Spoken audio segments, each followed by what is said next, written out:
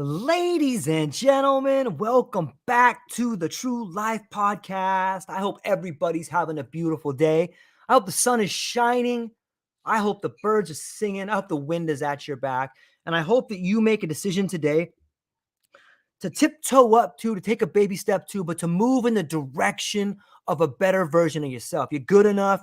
You're wonderful. You're beautiful. And just if you have the courage to start chasing that thing you love, your life will get better. And I think that the world will unfold in front of you in a way that helps conspire to make your life better if you're willing to be honest and take the courage to do it. I got a great show for you today. The incredible Chris Shelton, someone with an incredible amount of lived experience. And I've always found that a person with lived experience is someone worth talking to. And so as we welcome to this episode today, Chris, a multifaceted individual whose journey spans authorship, consulting, podcasting, videography, and a unique perspective as a former cult member. As a consultant, Chris extends a helping hand to those transitioning out of coercively controlling environments, offering emotional support, evidence-based advice. Specializing in high control groups like Scientology, Chris guides individuals in acclimating to the larger world beyond their previous cult paradigm. For family and friends grappling with loved ones entangled in destructive cults, Chris provides invaluable insights on maintaining communication, understanding the situation, and in assisting and navigating the complex terrain of mind control techniques.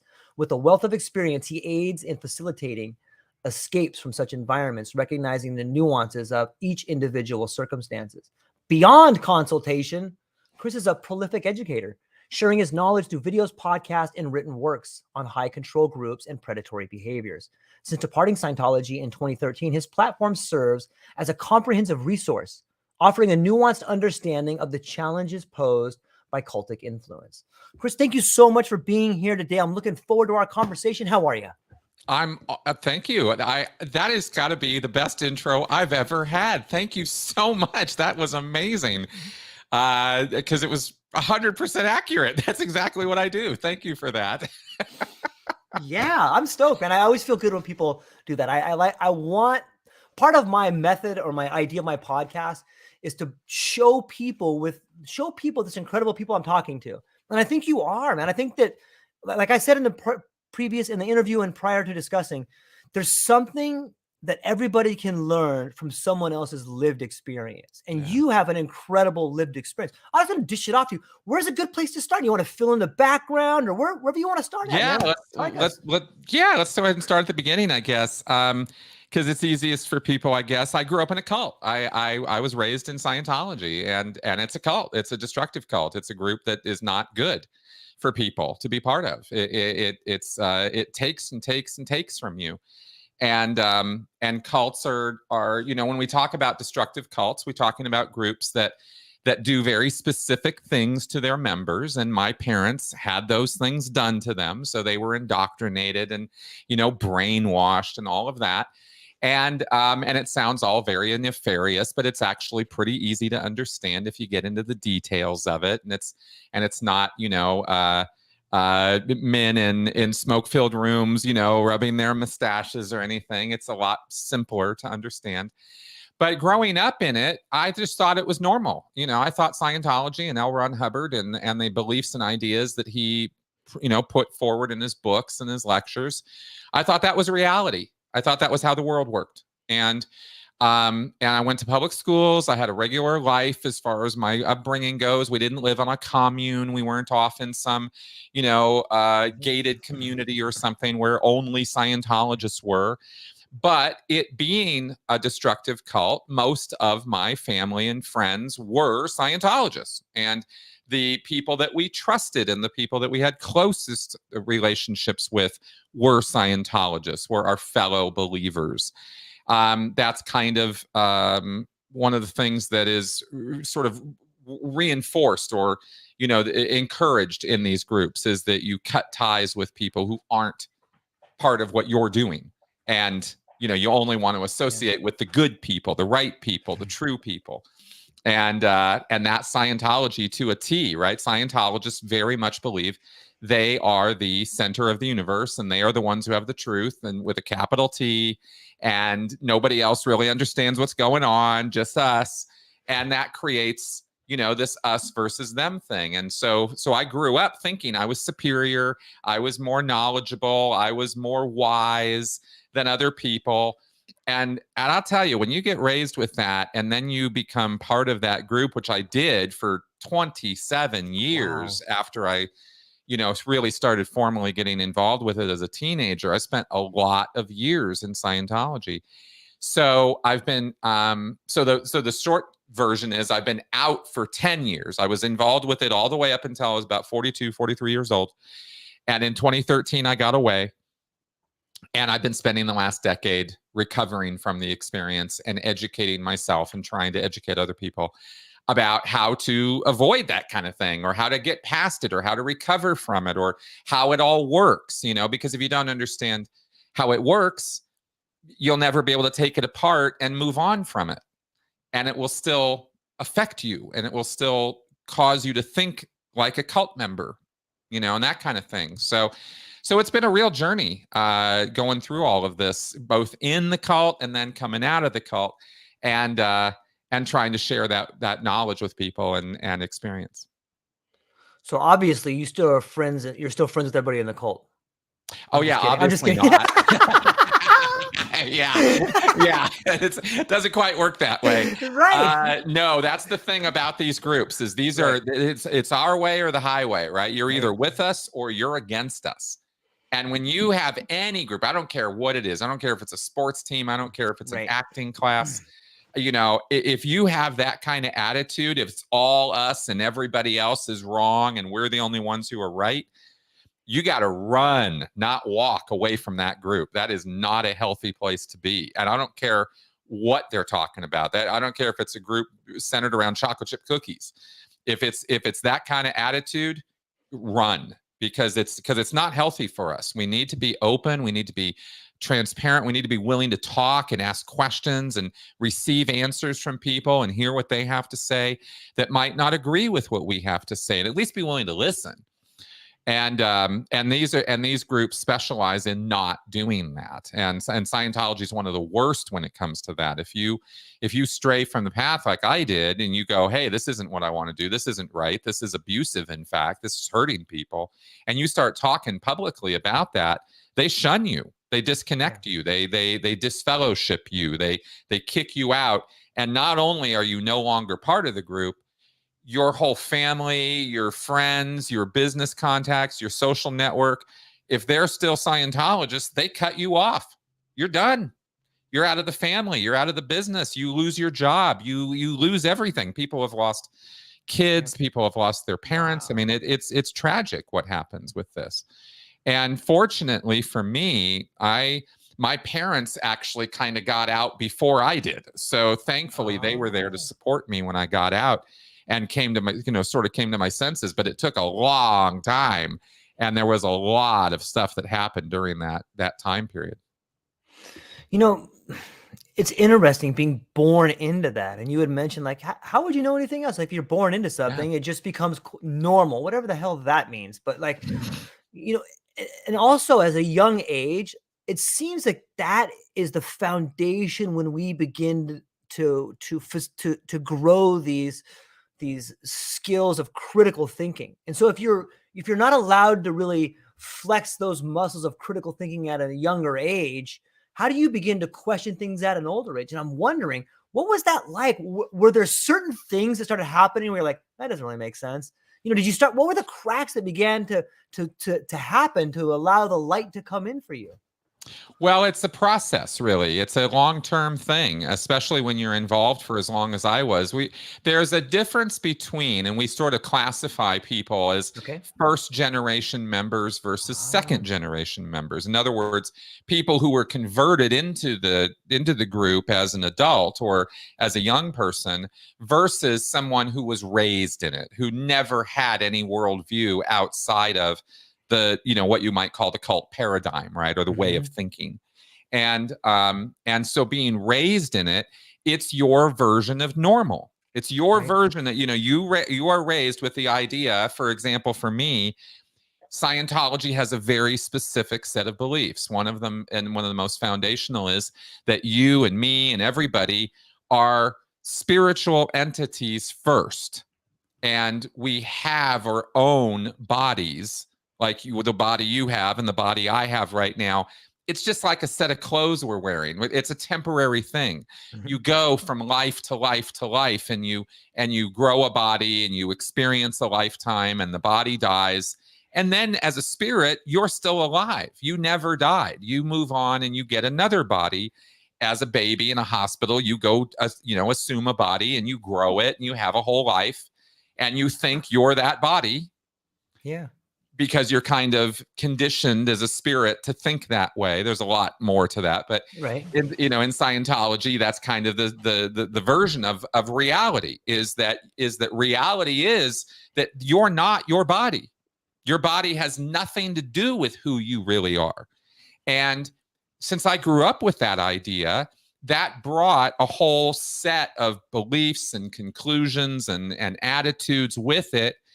For example, in Scientology, one of the attitudes towards children, often from Scientology adults, is that their children are really just adults in little bodies. And they treat them as though they are adults in little bodies. They give them responsibilities that are adult responsibilities. They will talk to them and interact with them as though they are adults with a limited language set, right? And this can become quite abusive when it comes to certain adult activities that people get up to, or adult conversations that people have, that are not at all appropriate for children to hear or be involved in, because they don't have the experience or maturity for it. But Scientologists believe, well, you're an immortal spiritual being first, so that's how I'm going to treat you. And this is provide, open the door to some real child abuse in that group. Wow. We don't have to get into all the specifics of how right this second, but just in terms of answering your question, it's a different kind of normal, and informed by this whole different set of beliefs. And some of these beliefs might seem kind of no big deal, or it's just a religious faith, and what's the big deal? But then I point out something like this, and I go, look, if you're talking to a 10-year-old about, intense sexually explicit matters because you think they're an adult in a little body, you are not treating that 10-year-old well. You're abusing that 10-year-old. And it's not just, it doesn't just go to talking, it also goes to how they act. And that can be quite traumatizing to children. So these beliefs and these ideas can really have very negative outcomes. For me, I believed not only that I was an immortal spiritual being, but that I had a line in on the truth, and that I was better than everybody else around me. And it's an ego trip. It can instill a kind of narcissistic attitude in children. And when you grow up thinking that, and that's your version of normal, you carry that on into your adulthood, and you basically act like a jerk to everybody, right? Which is kind of how I was for a lot of years. I'll admit it. I own all of it. I did horrible things as a cult member, not criminal things. I didn't go that far off the path, but I did some really nasty stuff, and I treated people very, very badly. And I thought, because I was in this morally superior place, that it was fully rationalized and justified and acceptable behavior. So it can affect your life in very, very interesting ways, and it can be a real process to start putting holes in that story, to start figuring out, wait a minute, something's not right here. And it's usually is a progression of what we might call like moral outrages. Like somebody does something, you see something happen that you disagree with in the group. Somebody gets disconnected, somebody gets shunned, and that person's not an evil person. You've known that person for years. They're not horrible, they're not awful, they're very faithful people. But suddenly the group is turned against them. And now they can't just leave the group in peace. They must be vilified. They must be turned into a villain. They have to be a bad guy. Because it can't be that somebody just decided one day to leave the group. They have to be a bad guy. And so they are declared a suppressive person. This is the label that the Scientology will give you. You're suppressive. You as a suppressive person, all you do is push people down all day. You just suppress people. You stop them from being who and what they, could be or whatever. So so I saw some people get declared, and I thought, that doesn't quite seem right. And I was working for the church at this point in a very, very intense, full-time, 24/7 operation, right, which is called the Sea Organization. I had steadily gotten more and more involved over the years of my experience with it. I started working for the church out of high school. And then when I was 25, I went all in to the Sea Org. It's called the Sea Org. And it's it's quite something. It's not quite like anything else, it's its own thing. It's sort of like joining the military if the military was a monastery. Wow. It's kind of like a little bit of both. There was ranks and ratings and yes sir, no sir, how high sir, and saluting, and it was kind of paramilitary. And there were uniforms, just like the Salvation Army has uniforms. Yeah. We had uniforms. And it's this whole culture of conformity and compliance and doing what L. Ron Hubbard said and not doing anything else and dedicating your life to it. And I did that for 17 years. I worked very hard. If you've ever heard about Scientology, if you've ever heard about the billion-year contract that you sign, that's the Sea Org. That's where you're committing yourself to a spiritual commitment of 1 billion years of your, not only this lifetime, the next one and the next one and the next one. I'm all in. That's what the Sea Org is about. So it's pretty fanatical. And I was in a very fanatical kind of headspace about Scientology. I thought this was the only thing that was going to save the world. This was the only thing that was doing any good. If you've ever heard Tom Cruise talk about Scientology, he talks about it like this. We're the only ones who can help. We're the only ones who know what we're doing. He said these things on camera. So that's how I felt. And so when you're in that frame of mind, when you're that far into it, it's pretty hard to just snap out of it one day. It doesn't quite work that way. It takes a series of things to kind of break down your belief and your faith in it and your dedication. So there were a lot of things that happened that were, I was physically assaulted. I was psychologically abused. I had a lot of things happen that sort of wore at my belief. Right. But the thing that finally sort of turned the tide for me and made me wake up was when I realized, it was as an epiphany, as a oh my God kind of moment, that my day-to-day activity in Scientology was more consumed with lying to people than it was in telling them the truth. In order to get them to do Scientology or be part of Scientology or recruit them into it, I had to lie. And there were a number of lies I had to tell. And I had so conditioned myself to believe that these were okay to do and it was acceptable because the end justifies the means, right? As long as they come in, as long as they're part of Scientology, I've done a good thing, no matter how much I had to lie to them to get them to come in. And once that became clear, once I had that kind of moment of, oh my God, wait a minute. Yeah. This isn't right. I'm lying, just straight up, And I thought, okay, this is not what I got into this for. I did not join this group to run around lying to people all day. And it was also, of course, by this point, I'd also noticed how money intensive this group was. For years and years, it was so obvious that it was just after people's money. And I didn't join this group to, rip people off or cause them to go bankrupt. That wasn't part of the picture. I was there to help people.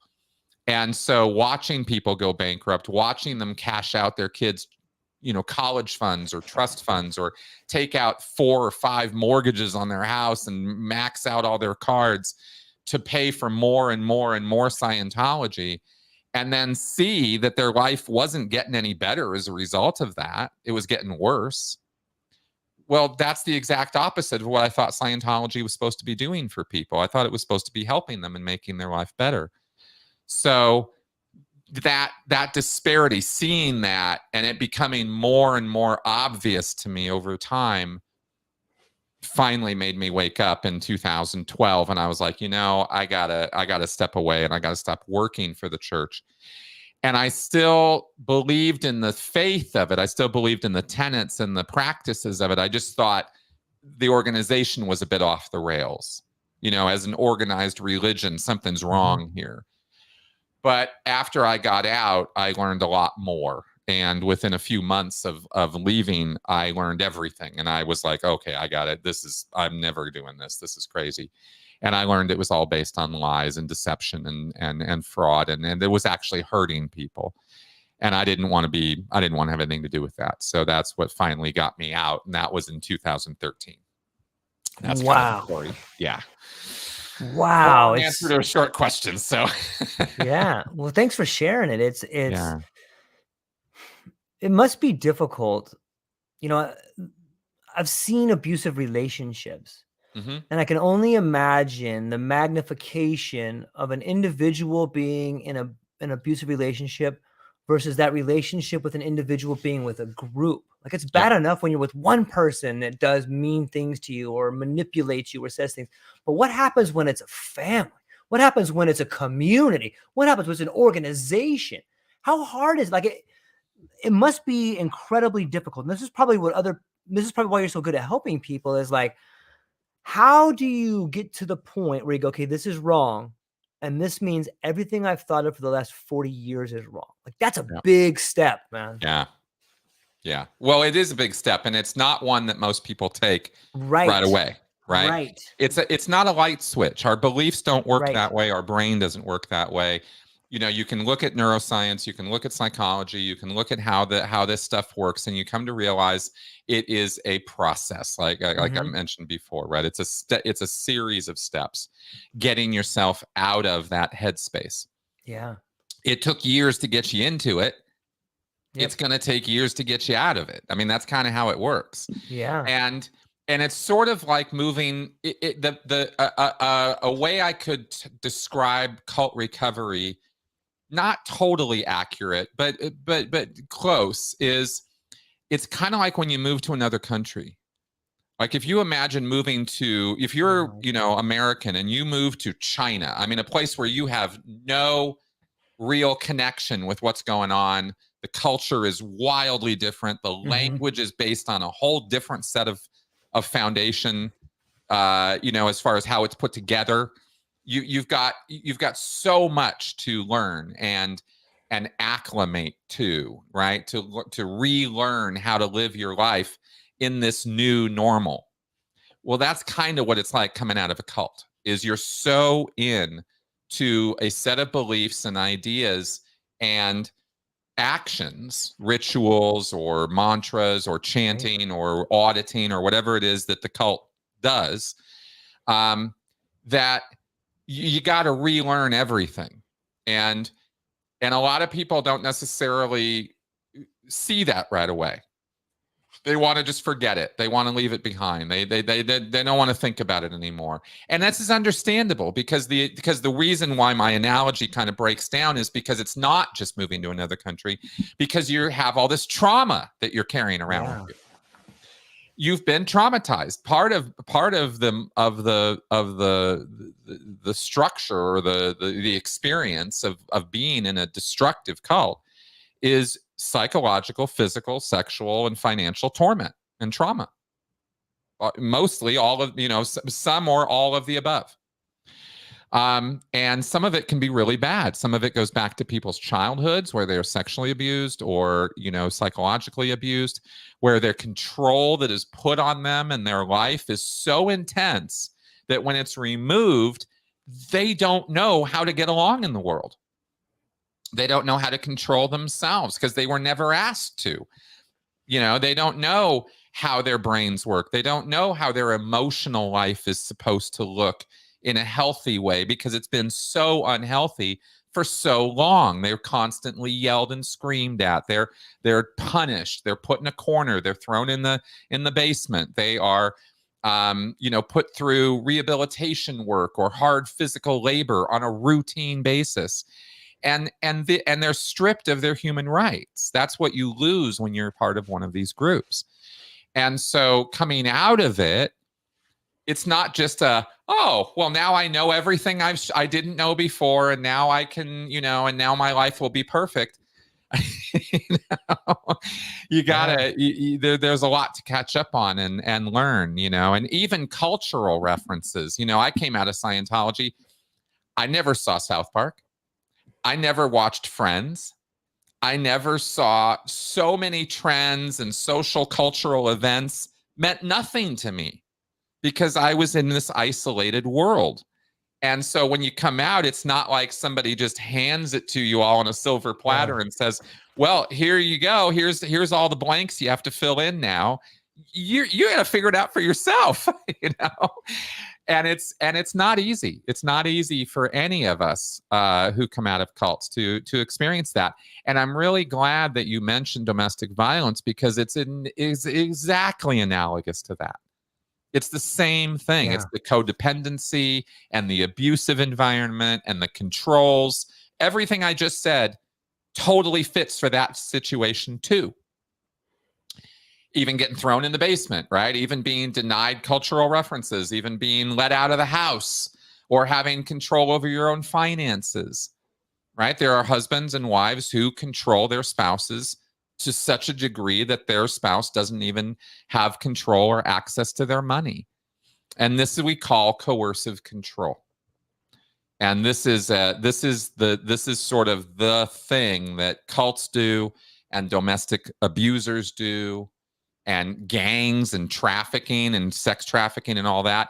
That's coercive control. It all fits under this model of behavior, which is coercive control. And that's what you really need to learn about after you come out of a cult, and learn how it happened to you and why it happened to you, so that you proof yourself up to not let it happen to you again. And if you don't learn and you don't grow after you come out of the cult, you're probably going to cult hop. A lot of people do. A lot of people do. Right. And I have my own explanations as to why people do that, but it really has everything to do with that recovery process, and realizing, like a recovering alcoholic or like a recovering drug addict, you have things you need to do. And if you don't, you're going to keep yourself susceptible to falling back into that problem. It's like that. And that's why I'm such a strong advocate for post-cult education and recovery and therapy and doing the work, because I think that there is work to do. Yeah, there's a really great book called Metaphors in the Mind. And in that they talk about symbolism, and in this particular paragraph in this particular book, they were talking about patterns. And the author says that people don't go to a therapist because they have a psychological problem. On some level, they know that if they don't seek out answers to another person, that they'll continue creating this destructive pattern in their life. So they're seeking validation in this other pattern. And, when I think about cults, or when I think about coercive control, it's this weird twisted logic of like, if I don't let them leave, they'll find a way to love me. Like, it's just so freaking weird to think and even though I say it's weird, I allow myself to be in that position for a minute. I could see how someone would do that. Like someone who has been twisted their whole life, or wants to be loved, or doesn't have the necessary tools in order, or doesn't think they have the necessary tools. Of course, they're going to find twisted logic to keep people in their power. Maybe we could talk a little more about these patterns and cult hopping. Oh, absolutely. Absolutely. Yeah. No, this is good stuff. Because I talk about schemas, right, in the brain, right? This is a psychological principle. It's not what you're thinking, it's how you're thinking. I like it's that. the pattern of your thinking. Right. right? And for example, right, some people lean more authoritarian than other people who may be leaning more free will and progressive, and let's be, very loose about the rules that we're going to live under. And there's some people who really want structure and they want things to be patterned very specific ways, right? And so we can call these two things different ways of thinking. It doesn't matter what belief you put on top of those. Right. The way you think about it is kind of structurally different. And these we might refer to as schemas or, metaphors or whatever in terms of how we think about how our brain is putting this stuff together. It doesn't really matter what word you use. It's just patterns. Right. And cults, here's the thing about cults, is a destructive cult leader has created a pattern for you. And the whole method of getting into a cult is becoming indoctrinated and learning and accepting this new pattern. This is how you have to think. Not only am I going to tell you what to think, I'm going to teach you how to think. And for example, one of the ways that they teach this in Scientology, and this might sound very innocuous, but I'm telling you, this is powerful stuff. You are told constantly in Scientology, what would Ron do? L. Ron Hubbard, the founder of Scientology. If you're faced with a dilemma or a problem in your life, you are not asked to figure out how you would solve it or what you should do. You're asked, well, what would Ron do? And you start patterning your behavior off what you think this guy would do. And that might not sound like a big deal, but you do that over and over and over and over again. You're giving over your free will and your independent thinking or your critical thinking to this other person. And you have to pattern your life around how they act. That, in fact, is one of the main goals of a cult leader, is to create a bunch of mini-me's, a bunch of people who act just like the cult leader does. And believe and follow the cult leader's teachings. And it doesn't have to be religious either. I mean, Keith Raniere, Nexium, that wasn't religious. That had nothing to do with religion. But it was sure a cult. And he was sure telling people how to think and how to act. And everybody emulated Keith. Keith is the man. Keith is the wise guy. Keith is the one who's succeeding in life. So I need to act like him. In Scientology, you will get you'll get L. Ron Hubbard as the model, but you'll also get the living model of David Miscavige and Tom Cruise. And they are the living embodiment of Scientology. So I need to live like they do, right? They become kind of cult leader-like in their own way. And David Miscavige is the head of Scientology. He's absolutely a cult leader. So this kind of modeling of our behavior, there's nothing wrong with having role models, but the thing about cults is they take normal, regular human behavior and they dial it up to 11, right? And so, where you might look to a role model or look to an inspirational speaker or look to a motivational speaker and go, yeah, that guy's making some good points, or that woman has some good things to say. I'll accept that. In the cult, they're beating you over the head with it, and it's not your choice. It's you have to do this. Otherwise, you can't be part of our special secret little group, right? And that's how they indoctrinate you. That's how they get you thinking how they want you to think. And once you're thinking the way they want you to think, and you're interpreting reality, what you see and sense and feel and experience in your life, once you're interpreting all of that through the lens of the cult, well, then they own you. They control you. That's how they get it. That's how they get you, right? I'll give you an example. Yeah. When I was in Scientology, I never, ever wanted to go look on the internet because they teach you very, very carefully in Scientology, and other cults do this too, that if you go looking at negative criticism of our group, it will harm your spiritual progress. It will actually interfere with your ability to do Scientology, to experience the wins and the gains and the changes that Scientology is going to bring you with you in your path of spiritual growth. Well, if you go look at all that negative criticism, you're stopping yourself from doing that, because you're going to get upset and you're going to believe lies, and you're going to hear a bunch of people with axes to grind who are going to tell you all the nasty, horrible stuff that none of it's true. They're just making it all up because they hate the fact that we're succeeding and they're failing. They're failures. They couldn't make it. And so they're trying to drag you down into the mud with them.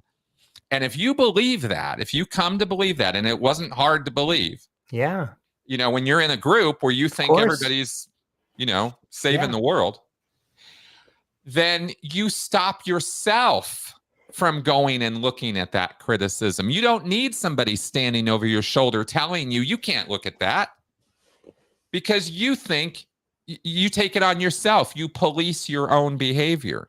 And there is nobody who's going to be a better policeman to you than you. So that's how I did not look at the internet for so many years, or watch South Park, or read any of the criticism, because I thought it was going to impede my spiritual progress. And that was a lesson that Scientology taught me. It's not true. There's nothing true about that at all, but I believed it. And that's one of the things that kept me in for so many years, is I was never exposed to the other side of the picture. Wow. It's, with every lie, there's always some truth intertwined in there. And you can see the way that skilled propagandists can twist words, but more than that, can twist the meaning of it to say that if you look at this, it's going to interfere with your spiritual journey. And it's true. And once you start believing that, you're probably not going to believe in that anymore, but just a different way of saying it. And then it ties into the repetitive nature of who we are and our identity. And it's so amazing to me to see the way in which the word cult is part of the word culture. That's right.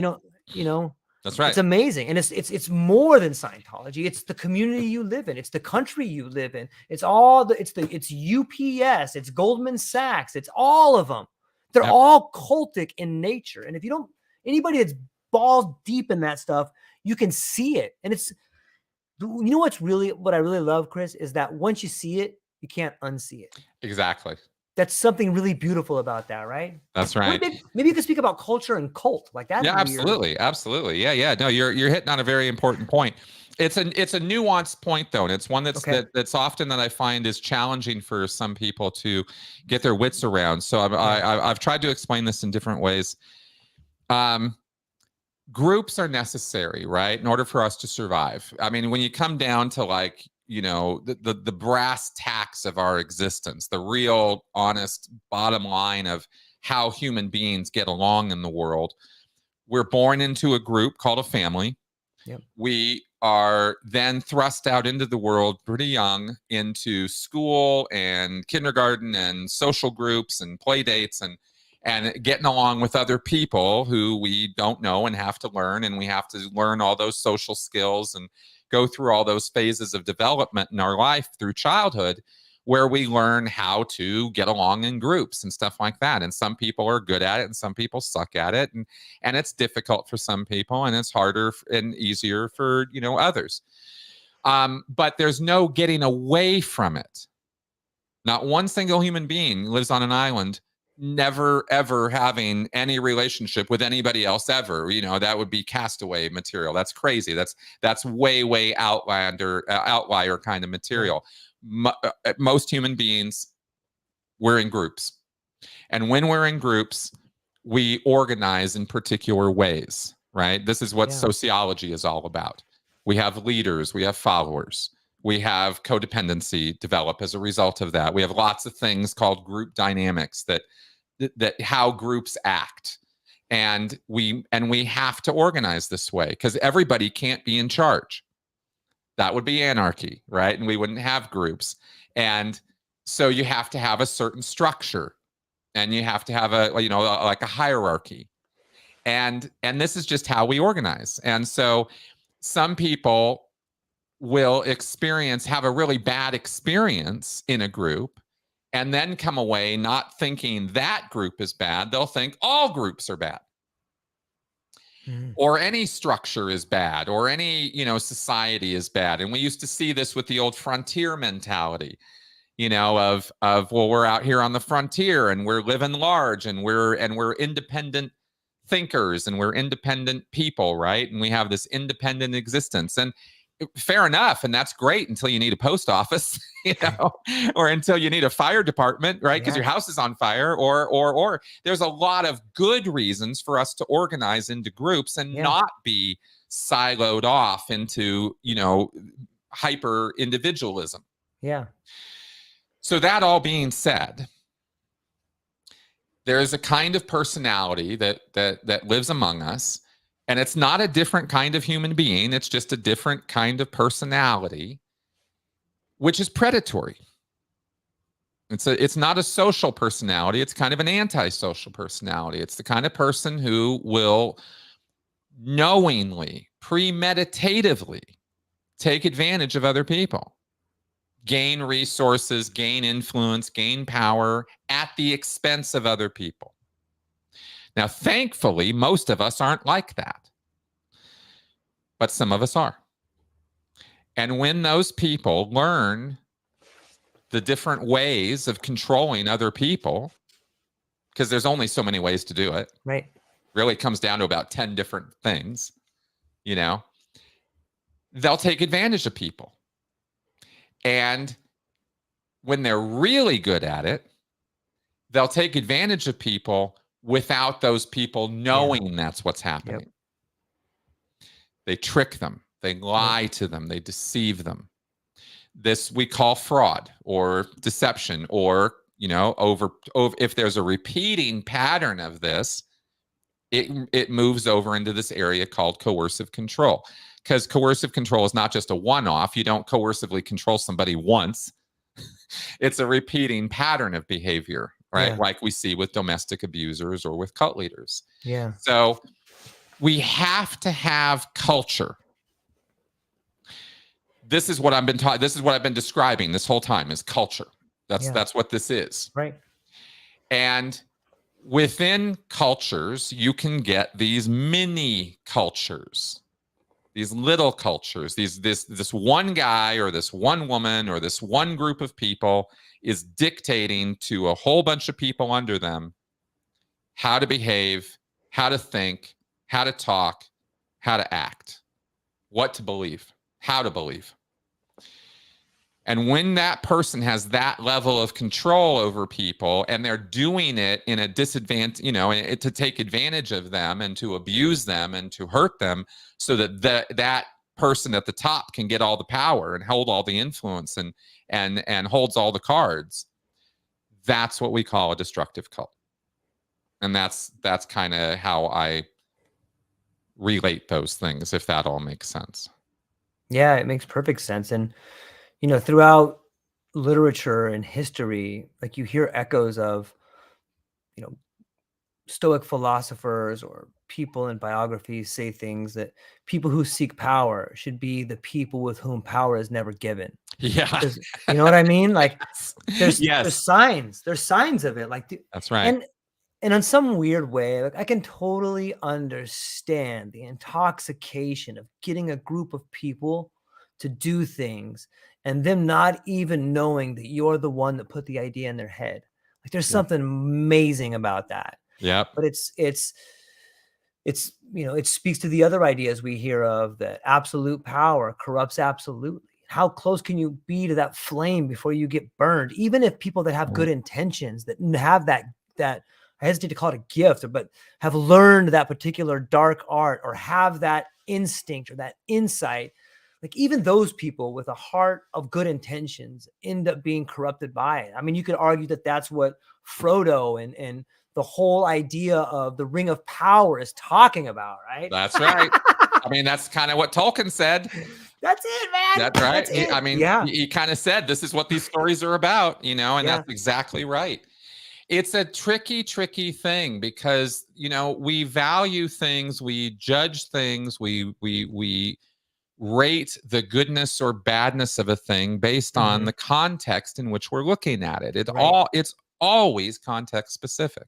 Yeah. Always. There's no such thing as absolute good or absolute bad, or Right. always good and always bad. There just isn't. And so even death, right? Even killing somebody has justified reasons for doing it and insane reasons for doing it. And context is everything. And context can change over time also, as we are so well aware of in this hyper cancel culture world that we live in now, right? Yeah. Context changes. 20 years ago, it wasn't a bad thing to tell that joke. Now it is, and you're getting burned for it, right? But 20 years ago, nobody cared. No one cared.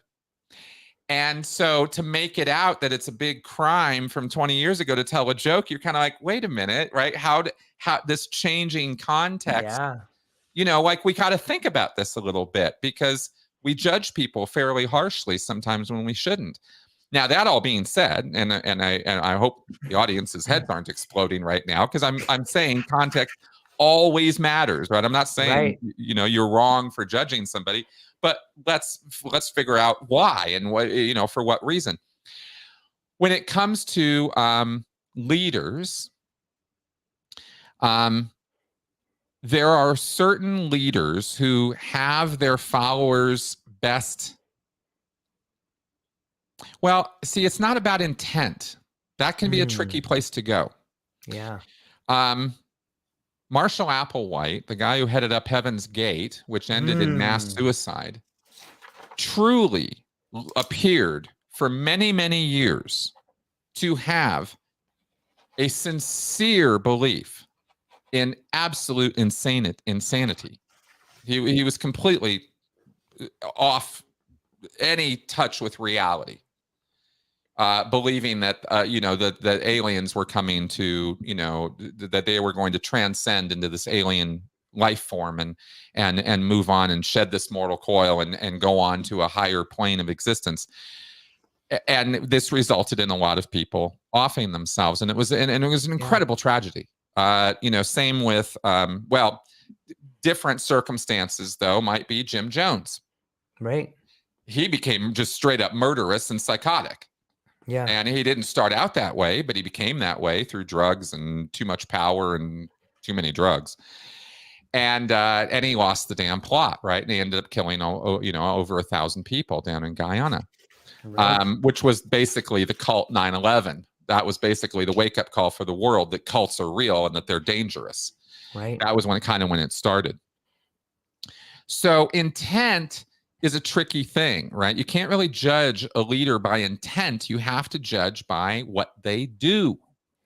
It's like a cult. You can't judge Scientologists by the whole Xenu story, because that's ridiculous. But is it any more ridiculous than the flood story or the resurrection story or, the Muhammad story or the Buddha story? I sat under a tree until I got, spiritual enlightenment. What are you talking about? Like, these are interesting stories, but they're not in and of themselves destructive beliefs. Right.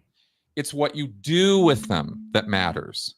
And when you are breaking down in a modern context, when you have a group that is breaking down and violating people's human rights, literally as laid out in a document called the Universal Declaration of Human Rights. I mean, you can go look at this. This is not, some mythical sort of airy-fairy concept.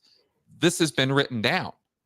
People have a right to movement, to belief, to speak their mind, to ask questions when they have them, and to be not interfered with physically.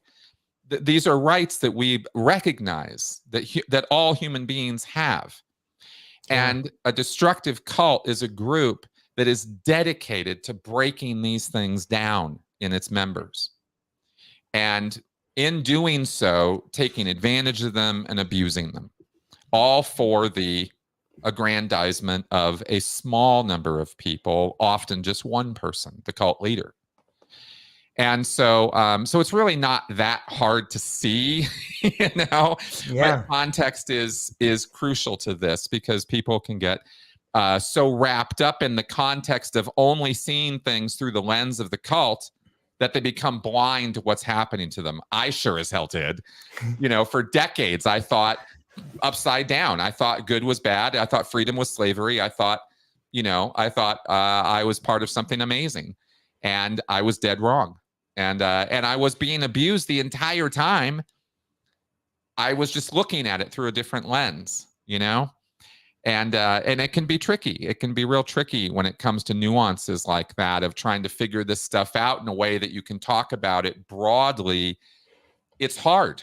Yeah. It's hard to do, It is hard to do.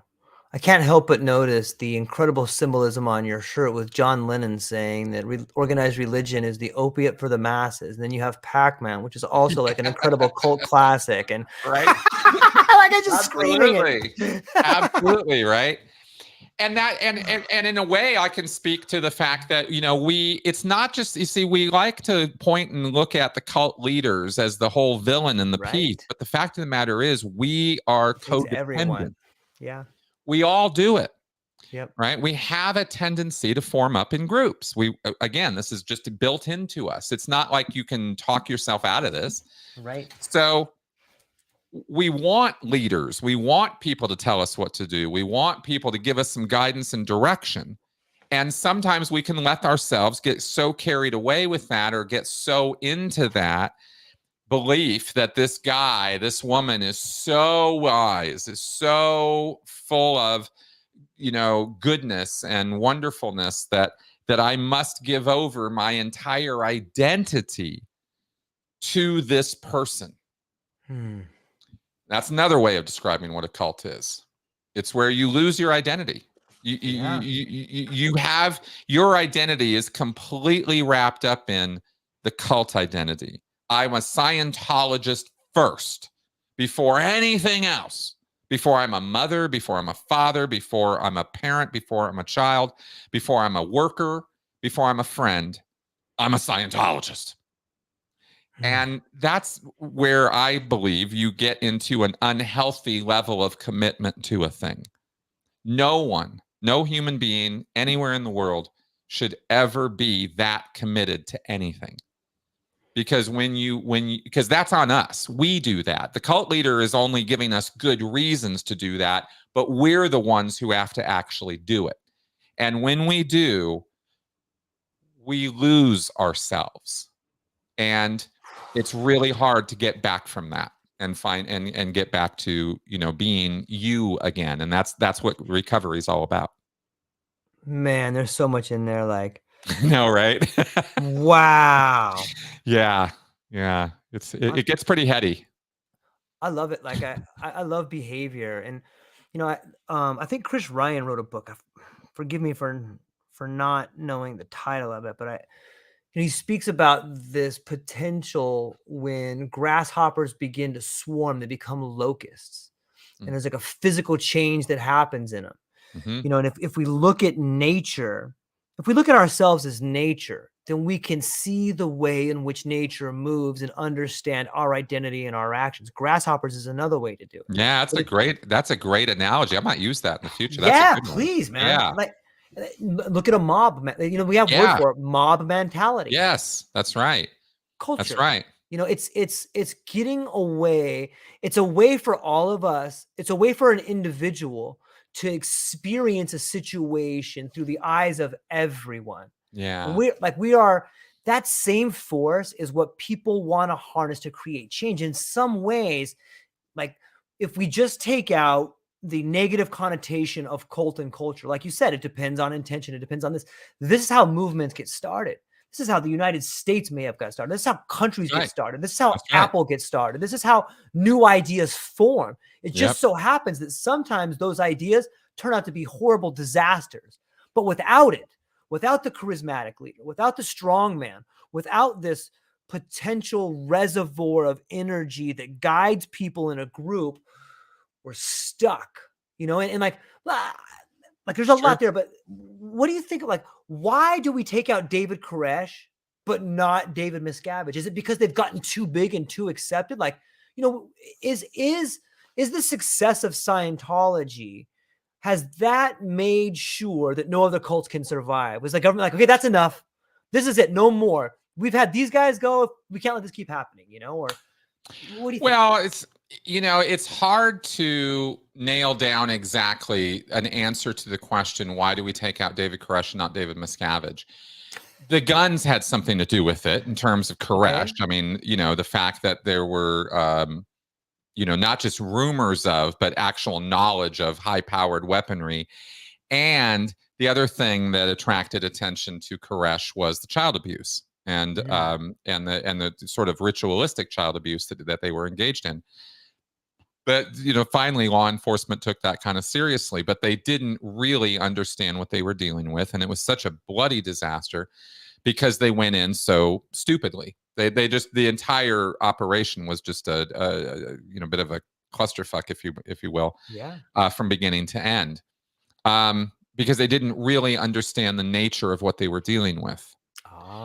Right? They didn't understand that Koresh was actually okay with dying for his cause. They didn't get that, right? And when you go into a hostage negotiation or you go into those kind of situations back then, the common wisdom was, well, the guy wants to live.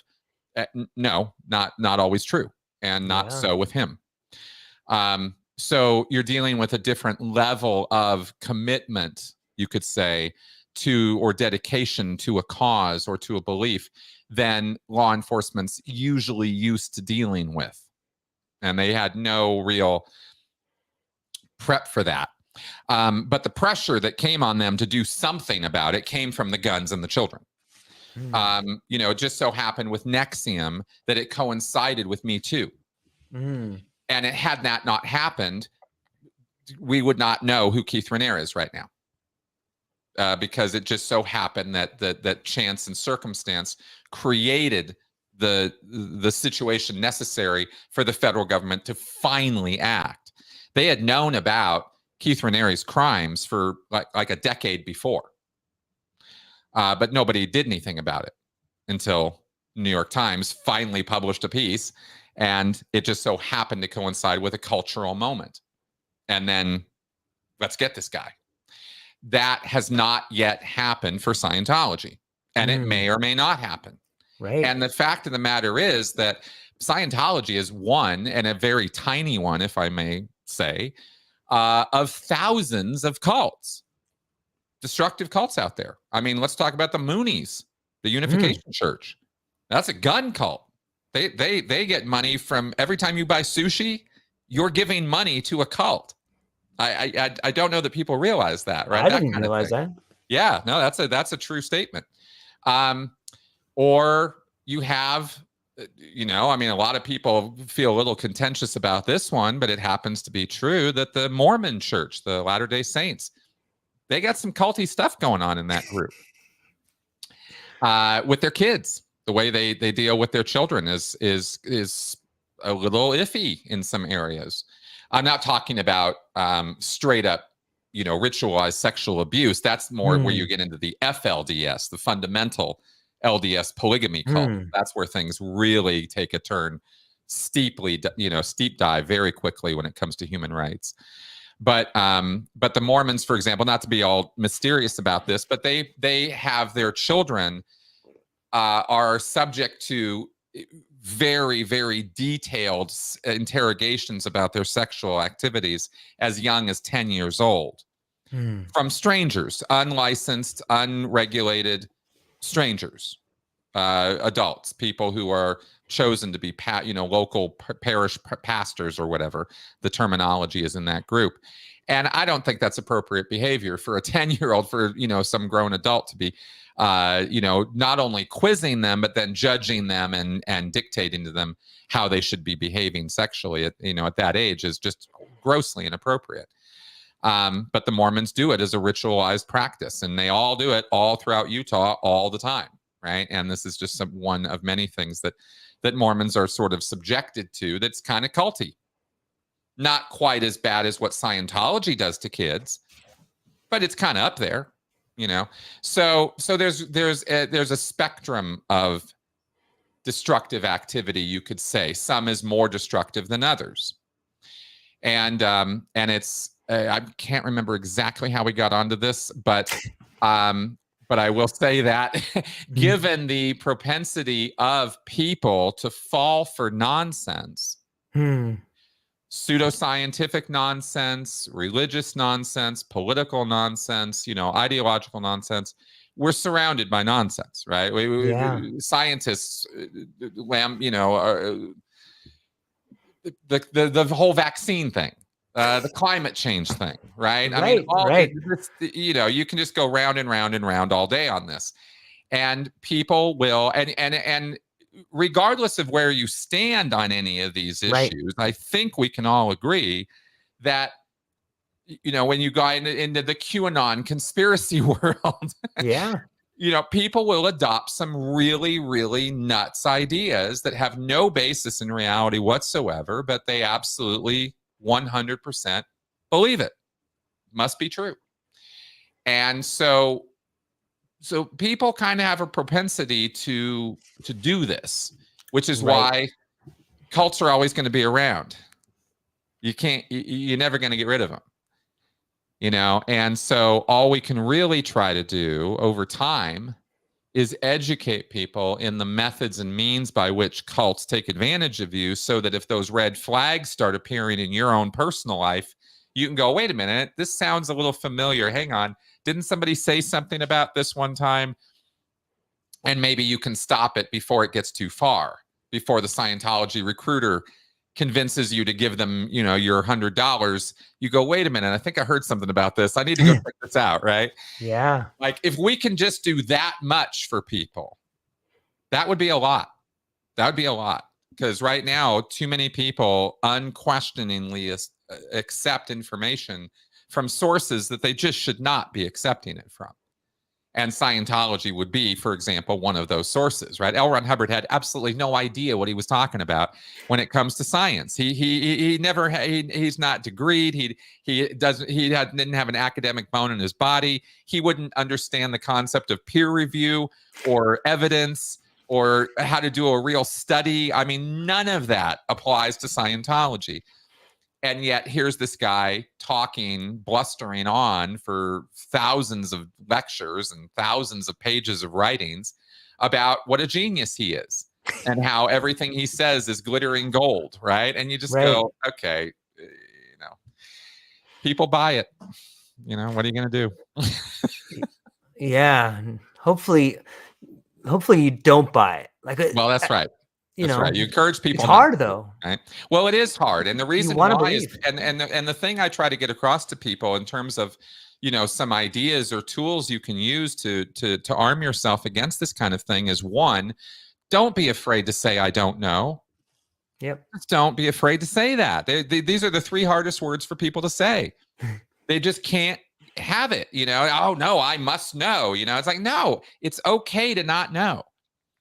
Because that's what opens the door to learning and growing and expanding your views and getting new perspectives. And even if you're I don't want to use extreme examples to make my point, but it's just, engaging with people you don't agree with can be a really interesting thing to do. And it can really grow your perspectives. And you really learn things about the other side that you didn't see before, you didn't know before. I am pretty progressive. I'm a pretty left-wing kind of guy, but I engage with people on the right all the time. And I don't have a problem doing it because I get where they're coming from, and I can agree with lots of things that they have to say because I agree with where they're coming from. And I'm not making them out to be some villainous, dressed in black, satanic person, and that's what and we go there so quickly these days. So giving ourselves a little latitude of thinking and perspective shifting is an incredibly healthy thing to do for ourselves. And it starts with the phrase, I don't know. It's instead of thinking or assuming things, right? That's how you run into so many problems. Another really simple principle is waiting. Just wait. If you got some important decision, if you got some important thing that's facing you that you got to deal with, and somebody's like, now, you have to decide now, you got to buy it now. Don't walk out of here. If you walk out of here, this sale is going to go away, or, all the tricks they use, right? Give yourself some time. If it's that big of a deal, it'll still be that big of a deal tomorrow. Yep. But your emotional state will change. And that lets your rational mind kind of kick in a little harder, right? Because when we make emotion-based decisions, they're so often so wrong and we regret them later. Because we don't give ourselves the time to actually think about what we're doing. And this is encouraged. You only live once. YOLO, go, go, go, right? That whole thing, right? Yeah. We have a society that is built around the idea of go, go, go. And it really should be, maybe hang on a second, so there is a little bit of that. And the other thing is understanding that you have emotions. Yeah. And that emotions, the biggest thing, the number one biggest thing in the last 10 years that has meant more to me in my own personal recovery and in helping other people with theirs is really breaking down for people that their emotional life is a very real thing, and that their emotional needs and that their emotional reactions are the thing that drive their decision making. It's not their rationality and their logic and their reason that is behind them most of their decision making, right? We're driven by our emotions. And if you can understand that, that's a very powerful step in getting some control over it, because our emotions are built to literally control us. That's what they are. I mean, they're responses and reactions to things in the world. And we get mad, we get sad, we get upset, right? We become bored with things sometimes. Like, there's lots of different emotional reactions, but those emotions are there for a reason. And if we can learn to listen to them and understand them and what they're trying to tell us or do for us, then we have what's called emotional intelligence. Mm-hmm. And if you have some emotional intelligence, you are more armed in this world than almost any number of lessons in critical thinking. They go hand in hand, believe me. They're both necessary. But emotions is really where it's at, because that's when cult leaders get you, when domestic violence, abusive personalities, when predators prey on you, they do it through your emotions. They don't reason you into stuff. They feel you into stuff. And that's a really important principle to understand to get along in this world.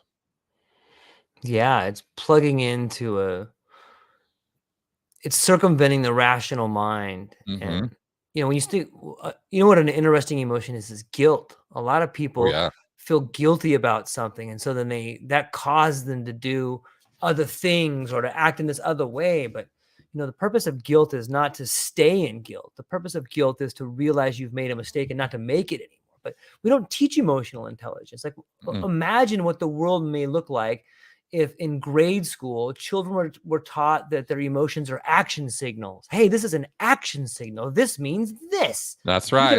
You could alleviate a lot of interesting things, right? Oh, absolutely, you could. It would be tremendously important to do that. And I want that. When I first got out of Scientology, I ran across the works of Carl Sagan, James Randi, skeptic.com, right? Michael Shermer, Penn and Teller, like professional skeptics, right? Right. And a lot of them tend to come out of the field of magic, which is really hilarious. Yeah. Nowadays, you have Darren Brown, who does amazing work breaking down so many psychological principles of influence and control through a bunch of documentaries and work that he does, and that's where you can learn. Sort of, there are people who frame it in different and interesting ways.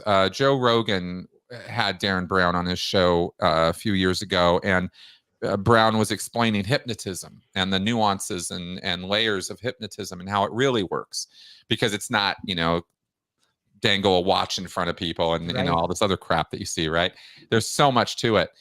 And he was talking honestly about it. And Rogan was kind of like, so you're kind of meaning like you can, like, it's really interesting that you can kind of hack somebody's mind, you can get admin control of their mind.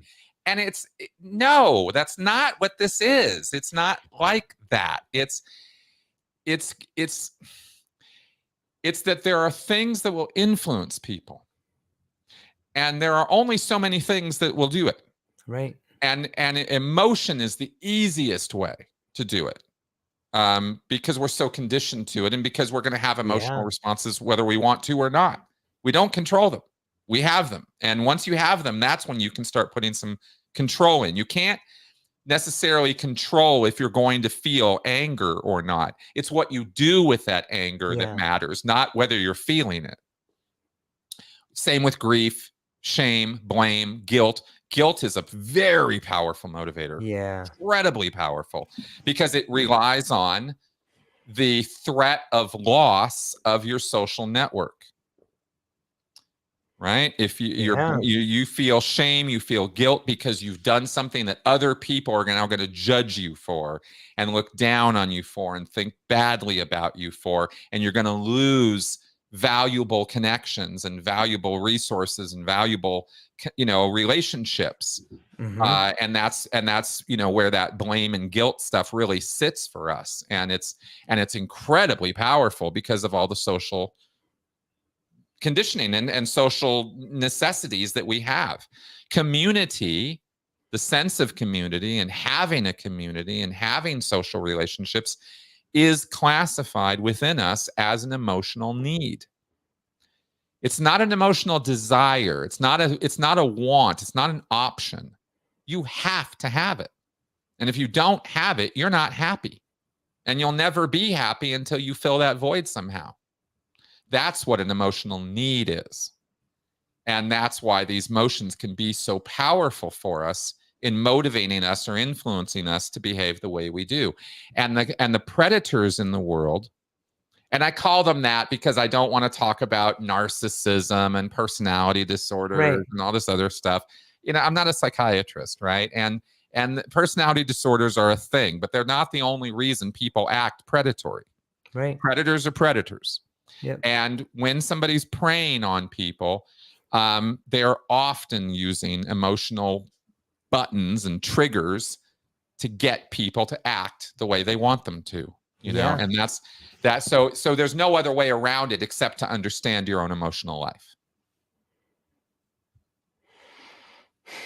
It's fascinating to think about. Yeah. It seems to me another powerful emotion is fear. And if you look at the way it's wielded through television or propaganda or sales or shared sacrifice or shared goals, it's weird how maybe you could speak to the idea of how we use emotions coupled with language is like a 2-punch combo to lead people down the primrose path. Oh, absolutely. Oh, yeah. Oh, sure.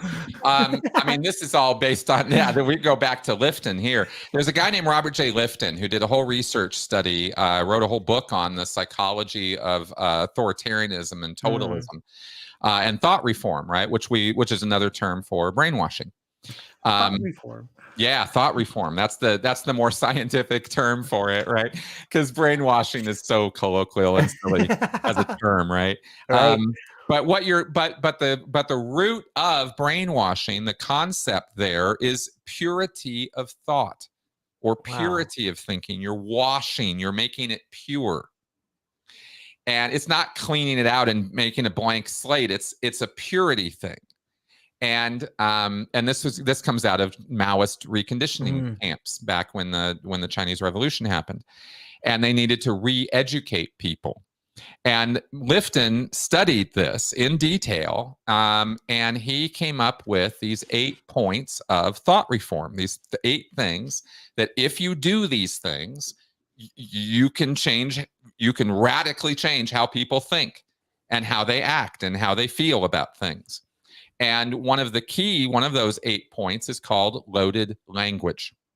You load the language. You set up a language so that it means something a bit different than how other people understand the language. You come up with specialized meanings for words or phrases. But not only that, but you actually use language as a tool of control. And one of the ways that this is done is through what's called a thought-stopping cliche or a thought-terminating cliche. It's a phrase, a word or a phrase or a label that we will assign something so that we don't have to think about it anymore. A conspiracy theorist. Well, conspiracy theorists do it all the time. Right? All the time, right? Sure. We all use this mental mechanism of categorization in order to understand the world better and not have to think all the time. I mean, that makes sense. Your brain is already running, 30% of the energy in your body is being utilized by this thing. Right. All the time, just to keep your body going and regulate your body and do your thinking for you. That's its function, right? And it's predicting and it's thinking and calculating and all of that. A lot of energy is used doing that. So as much as can be conserved as possible, it makes sense that we would want to think and act that way. Cult leaders take advantage of this. Yeah. And the way they do it is they feed you mantras or phrases so that when you say them, you don't have to think anymore. For example, I am a Scientology critic. I have made many, many, many videos breaking down why Scientology is bad for you. In order to nullify all of that work, you could go and debate me point by point, piece by piece, take every single claim I make and go, well, that's not true because blah, blah, blah, blah, blah. You could do that. Scientology won't do that, and they never will. Right. But you could. You'd lose anyway because I am speaking the truth, but that's beside the point. You could also nullify everything I am saying by sticking a label on me. And the label that Scientology uses, the loaded language that they've invented out of nowhere, right, is suppressive person. I am a suppressive person, according to Scientology.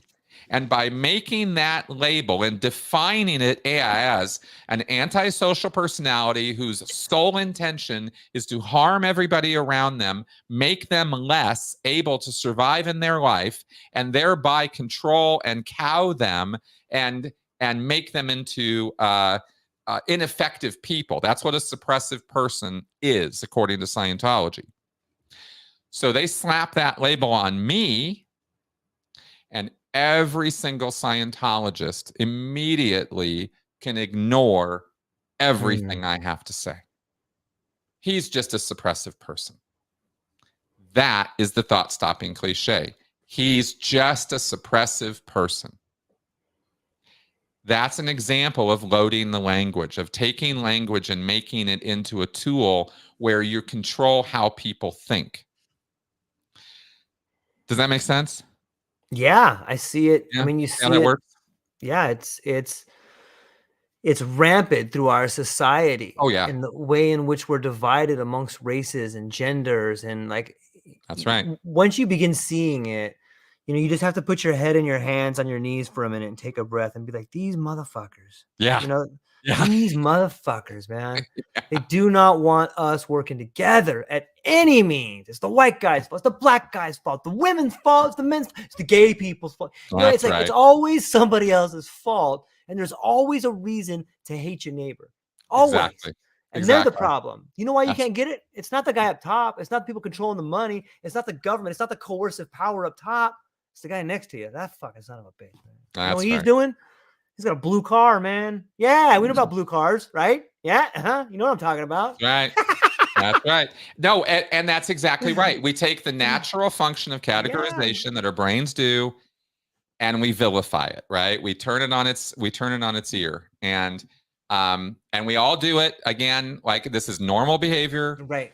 It's totally fine, totally organic, totally makes sense, right? But when a predatory personality constructs these on purpose and instills them in his followers or the people who are willing to listen to the guy and convinces them of the truth of it, now you have culty activity, right? Because it's not just organic or temporary or Mhm. a cultural fad or something like that. This is a dedicated activity. Those suppressive people are out there, right? This is a label Hubbard came up with in the 60s. And once he came up with it, there was this entire system that went into place to label somebody, declare them in writing, right? With a yellow piece of paper, Chris Shelton, suppressive person.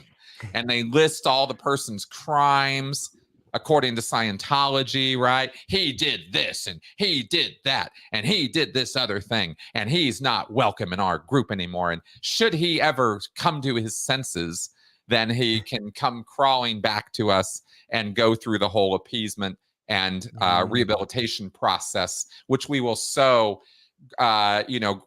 what's the word? Magnanimously allow. Magnanimous. There it is. That's the word, right? Which we will so magnanimously give to him in our gracious, wonderfulness, right? So it takes this normal, natural thing that we do where we can kind of act a little viciously toward each other, and it just dials it up to 20, right? And that's kind of what I'm talking about in terms of making these things formal structures of control. It's a dedicated, premeditated effort. It's not an accident. None of this stuff that goes on with coercive control situations or cult situations is an accident. There is opportunism, and there is cult leaders will take advantage of situations organically, but it's always a premeditated, dedicated effort on their part. They didn't just luck into it, and that's important to understand about this. That brings up an interesting point that I don't know a whole lot about, but it seems to me that when the charismatic leader of an organization is on its way out, like is that why Marshall and Jim Jones is like, do they see the end near? It's like, okay, I got to kill everybody. Or, hey, is that like the final? Do you think that the end being near for them, as them losing control, that's what I mean by the end, is that what facilitates a drastic action on the end, on the other side? Absolutely. Yeah, absolutely. Wow. Now, oh yeah. No question about it. I mean, this is a psychotic personality, and psychosis is a thing, and psychopathy and evil exists. It's a real thing. And when in the mind of a deranged individual who is losing all of his influence and power that he's accumulated over years, decades of time, they implode. And when they implode, they take as many people with them as they can. Yeah. Now, Applewhite's situation was a premeditated, knowing goal. I mean, they'd been working for it for years. They said exactly what they were going to do. And everybody who really came into that group and dedicated themselves to it knew where it was going, which was a little bit of a different thing. In fact, a wildly different thing from a David Koresh or a Jim Jones implosion, where external forces are coming and operating on the group, and they know they're about to lose all of their power. This happened with Koresh. This happened with Jim Jones. And so their response to that is to throw a psychotic fit and take as many people with them as they can. When we look at bigger groups, especially religious groups, there seems to be, it seems to me that there is an opportunity for reformation sometimes. If we look at like Martin Luther, and he staples his paper to the door, like, this is what we're going to do now. Or if you go way back to like the Sunni Shia split, and you're like, okay, are we going with Muhammad's family, or are we going with this number 2 guy? Right. You know what I mean? Like, we see these splits happening. And in a slightly humorous but interesting way, might it be possible for a new wing of Scientology to take over, or like someone to wrestle control and take it in a different way, like? Well, as a matter of fact, that's already happened. What we call that is independent Scientology.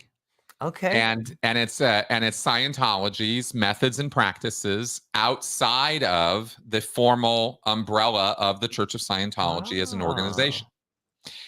You're talking about schisms, right? You're talking about denominations and how they form. Oh, yes. This is again classic human behavior.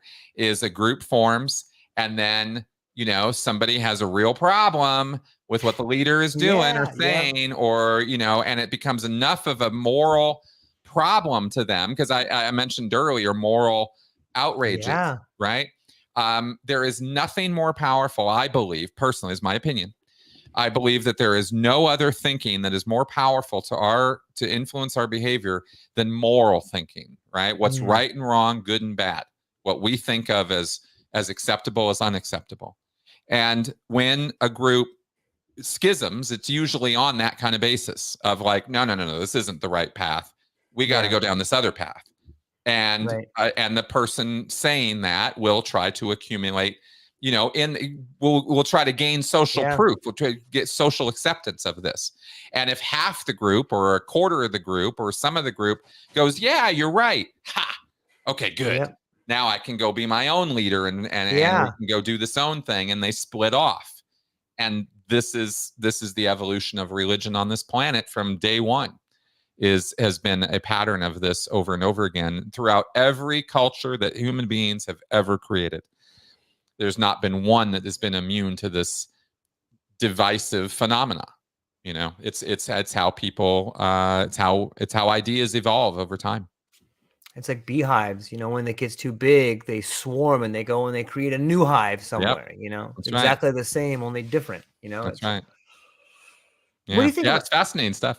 Yeah, I and in some ways I'm so thankful to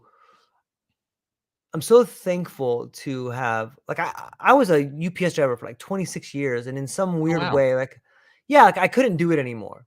And I feel like I broke the behavioral conditioning of a corporate livelihood. And it's not the same as a cult, but in some ways, like I felt as if like the company that I worked for betrayed me and everybody working there by putting on these incredibly unrealistic work standards and driving everybody into the ground. And they gave you an employee number instead of a person. And you had to do all these humiliating things. And it just became too much for me. And I got to a point where I'm like, I'm not going to do it anymore. And okay, so what should I do? Well, I should, maybe the leadership doesn't thoroughly understand they're doing these things. And the best thing to do is to point out the flaws in it. And so you start doing that. And you get to a certain point where you get to a district manager or a cardinal or however you want to draw the parallel. And you realize, son of a bitch, this is not a bug, it's a feature. Yeah. And now you're like, okay, what are you going to do? Are you going to find ways to make yourself be okay with it? You're going to continue to lie to yourself? Or is the lie so big that you create a catalyst in yourself to change? And in doing so, hopefully spread some breadcrumbs for those that have doubt to follow you out. And I think that's what I see in like people like yourself that have found the courage or dug down deep enough in them to make a change, not only in what they believe, but fundamentally change who they are. Like, I think it's so powerful to do what you're doing, man. Thanks for that. Oh, well, thank you very much for that. And I understand what you're talking about, because the way I put it is, how I understand it is you're hitting the reset button on your life. Yeah. And when I did that at 42 years old, that was a big risk. That was a jump off a cliff. It was like, I don't know where this is going to go, but something has to change. Yep. And not everybody's up to that. And it's not a value judgment on them. It's just a fact. It's just a fact. Otherwise, we would have a very different world if everybody was willing to just, cut and run when things got difficult or disagreeable to them. Right. Then groups would not have the cohesion that they have. And the methods of control that cults use are the same methods of control everybody else uses. Again, it's just a matter of degree, right? Yeah. And the other thing that we can differentiate, because, people have said over the years to me things like, well, the military is a cult, or, well, my company is a cult, or the government is a cult, or all religion is a cult. And it's like, no, guys, there's nuance here. There's nuance, and it has to be understood. One of the things that cults that you're dealing with a destructive cult, as we call them, is what do they do when you try to leave?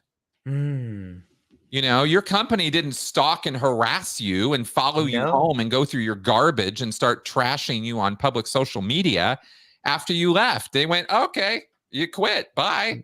Yep. And they went and hired another driver, right? They didn't Yep. care. Yeah. That's corporate culture. It's an uncaring culture. Right. It's got its goals, and its goals have to do with making profit for its shareholders, and that's the goal. And humanity and human rights for its employees is a secondary goal. It's not the primary goal of any corporation anywhere, you know. And we all kind of live in this society where we know that's true, and then we kind of pretend it's not, but it kind of is. Yeah. You know, cults are different. Cults are lying to you from day one. A corporation isn't. They'll tell you straight up, these are the rules. You're going to follow them. And if you don't, you're not going to have a job here anymore. And that's how it's going to work. But if you do follow the rules and you're willing to do this, we'll pay you this, we'll give you X benefits, and we will assure that you can continue to have an existence in this world because we're giving you money. That's the agreement. There, it's totally upfront, or most of it is very upfront. And if you look, you can see it's all there. It's called informed consent. Yeah. A cult does not give you informed consent, not once. You come in and you think you're going down road A, and you're actually being put very firmly on road B. And you're told and sold on road A. You're told you're gonna have this happen to you, and this is going to happen, and you're going to invest a little bit of money, and you're going to have the most amazing returns, and you're going to have spiritual powers and abilities, or you're going to have riches beyond, you know, the dreams of avarice. You know, because multi-level marketing does the same crap, right? It's the same culty kind of paradigm. Right. You get all these promises and all this wonderful talk and all these wonderful words are thrown at you, and you're just, and it's usually accompanied by an emotional experience, which is quite heady, right? You're like, you get to this euphoric, you know, oh my God, Scientology is the be all end all of existence. You know, I couldn't believe how great I felt when I signed up because it was so wonderful, right? That's induced in you. They want you feeling that way because you're not thinking so well when you're in that state. And they're not telling you on day one in Scientology that in order to get to the top level of Scientology, it's going to cost you $1 million.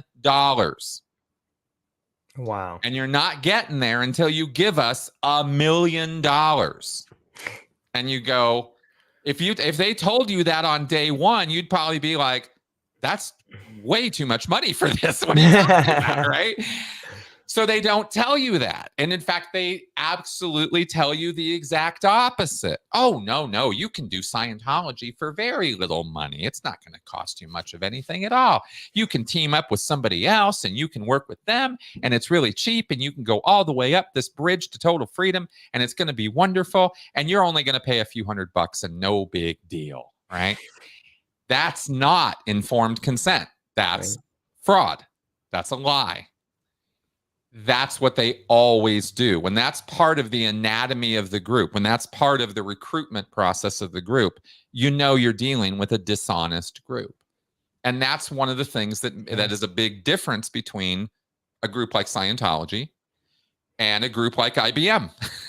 You know? Or even the military. You know, it's not like it's not like the military isn't straight up with you about what's about to happen when you go into boot camp.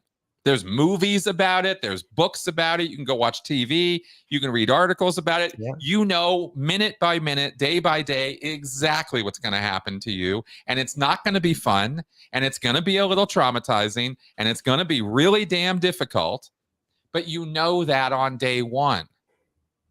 And that matters when it comes to how you sign up for things. You should know before you go.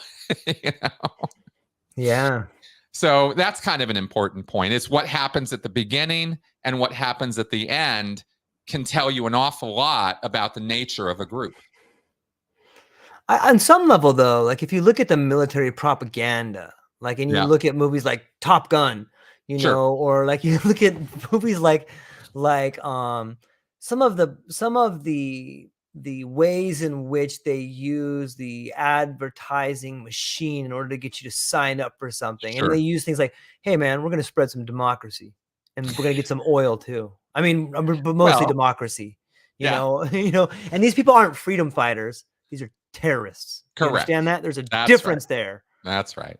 So like on That's some right. level, they're using those same techniques. And it's interesting I bring up advertising because I've read certain accounts of certain advertising firms studying the words of Charles Manson. Like Oh yeah. they harness these I guess you could call them technologies or cadences or provocative behaviors in order to hook people's attention and stuff like that. But you know what, before I jump too far, were there people coming and looking through your trash and threatening you? Like maybe you could talk a little bit about what it was like to escape this, man. It sounds pretty. Oh sure, yeah. No, of course. Crazy.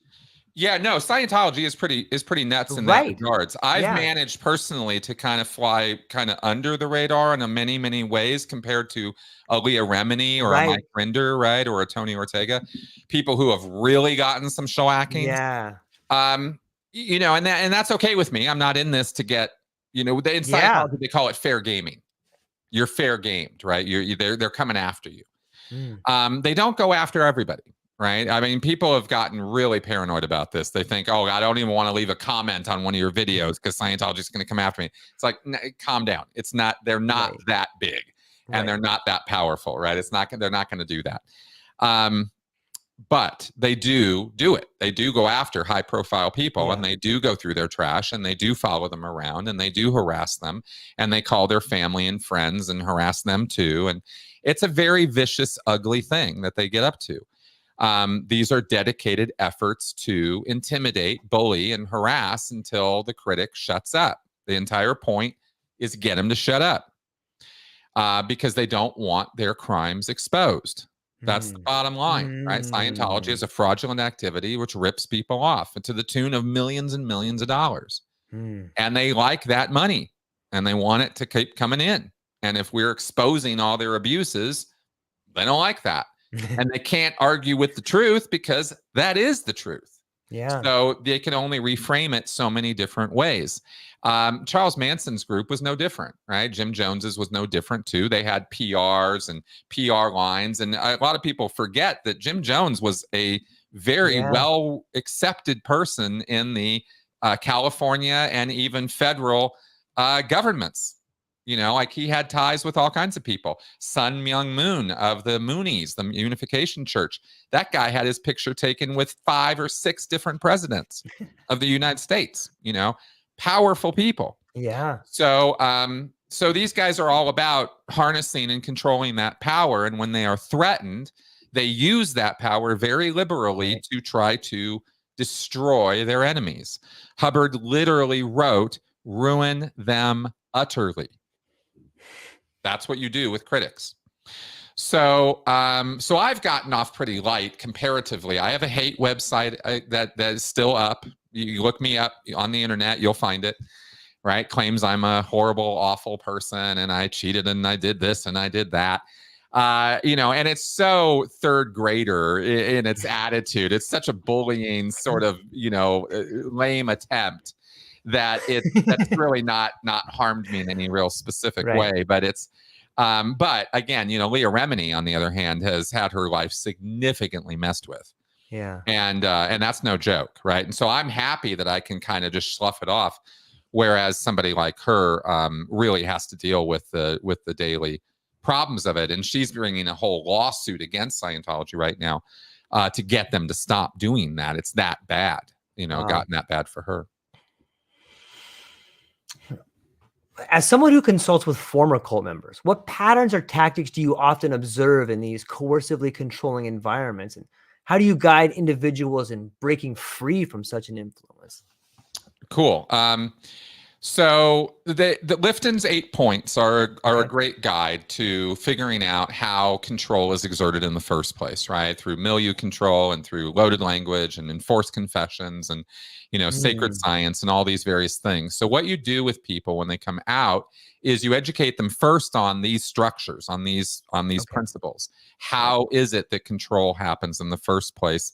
And by control, I mean undue influence. I mean, people being told what to do or being made to feel certain ways to limit their choices, to sort of bind their ability to exert their free will so that it follows only the path that the cult wants and they don't stray from that path.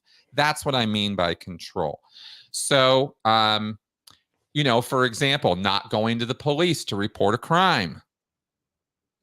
Don't get to do that when you're in Scientology. You got to go to Scientology's internal justice system to report crimes. And I'm talking about crimes like sexual assault, like crimes. Right. Right? You don't get to do that. It's literally written into Scientology's justice codes that you do not publicly disavow Scientology or Scientologists, and you don't report them to the media, and you don't report them to authorities. You report them to Scientology, and we'll take care of it. That kind of thing, right? So you start showing people or breaking these down for people as to how this is a controlling apparatus, and that it's built on purpose that way. Yeah. And once they start seeing that, they go, oh, right. So this and this and this. And you go, yeah, exactly. Right. All these little things that didn't look like a big deal at the time, but you start reframing it and seeing how it has been limiting your choices. And that limited choice kind of thing is sort of like, well, you still have choices. So you still experience this idea that you're controlling your fate or your destiny somehow, but the choices are so limited that you really don't have any choices. It just looks like that. Yeah. And that's what you teach people, right? That kind of thing. I usually start with that sort of thing. I also often get into attachment theory and the fact that the psychological, the way we form attachments or relationships with other people, how we attach to them, how the relationships work is often crucial to understanding the cult relationship, because it's often a codependent relationship, and codependency is not a good thing. Yeah. Right? Yeah. Because what happens is you start defining your own happiness or your own success based on what other people think or say, like the cult leader. Yeah. And if he doesn't approve or she doesn't approve or she has something to say about it, oh, I guess I didn't deserve that. Yeah. I guess I wasn't, I shouldn't be happy, right? That kind of thing. It's complicated. It's hard to break it down into simple examples, but it's that codependency is the same kind of codependency you see in domestic abuse situations. Why can't you just leave? Why didn't you just walk out? Right? It's the stupidest question in the world when you really understand how this stuff works, that you can't just walk out. Right. Your entire life is structured around this person or this group. So destructuring that, deconstructing that is the process that we call recovery. And learning how it works, talking it through, journaling, watching shows, anything that kind of produces some catharsis is valid. And all of these things provide that, right? As well as, of course, getting some actual therapy if there is trauma or, other issues that need to be dealt with along the way. Because sometimes cults will induce dissociative states. Yep. Right? These out-of-body experiences, for example, or, these sort of ethereal, sort of awe-induced sort of, you chant or you meditate for 10 hours straight and you're in this very altered state of thinking. That's all by design. That's on purpose. And they're taking you places that are pretty psychologically unhealthy. So, undoing that kind of stuff can involve therapy. But I think education is really where it's at. Do you think that like David and Tom sit down and they speak about like, this is just total speculation, but for sure, like on some level, I try to imagine like what it would be like to have that kind of power and to start thinking about those kind of power dynamics and like, listen, we need to continue to get people to think this way, or Or are they totally consumed with like, yes, L. Ron Hubbard was a god, and we have that same thing in us? Do they believe what they're telling people, or are they aware? Which world are they living in? Are they a manifestation of God, or are they a sort of huckster that is like drunk on power? It's interesting because it tends to be a little bit of both. I could see that. Yeah, it tends to be again, spectrum-based thinking, right? It's not a black and white binary. Right. L. Ron Hubbard was the same, right? It can be very different for each person. Marshall Applewhite, 100% committed. Right. Obviously, a true believer. Right. Committed. Like I was committed. He went all the way. I shouldn't laugh. He went all the way. I apologize for laughing, but that's true. Commitment. That's right. He was. He was. Now, does that mean anything he had to say was true? No. Right? So it doesn't. Right. It's a separate thing from the truth of a thing as to how committed somebody is to it. Now, that being said, it's a source of much speculation in the ex-Scientology world, just how committed David Miscavige is to Scientology. Would he go all the way? Versus how much does he know it's a con? Yeah. And the same applied to L. Ron Hubbard in many ways. There are very interesting personal writings that L. Ron Hubbard wrote pre-Scientology, which indicated that he had deep and real occult magic beliefs. Right. And that he wanted as a life goal to exert his will and dominate the will of others. That was in his own private writings. So you can't ignore that. You go, wow, this guy was a real megalomaniac. This guy was on a real power trip. Yeah. But at the same time, in those same writings, he's acknowledging his disabilities and his dysfunctions and his problems and issues that he was clearly struggling with, and his self-loathing and his fits of depression and anxiety and drinking and drugs that he was using to try to deal with that. Mm-hmm. And you look at a man who is a very broken, unstable, self-hating individual. And you go, wow, but this exists in the same guy.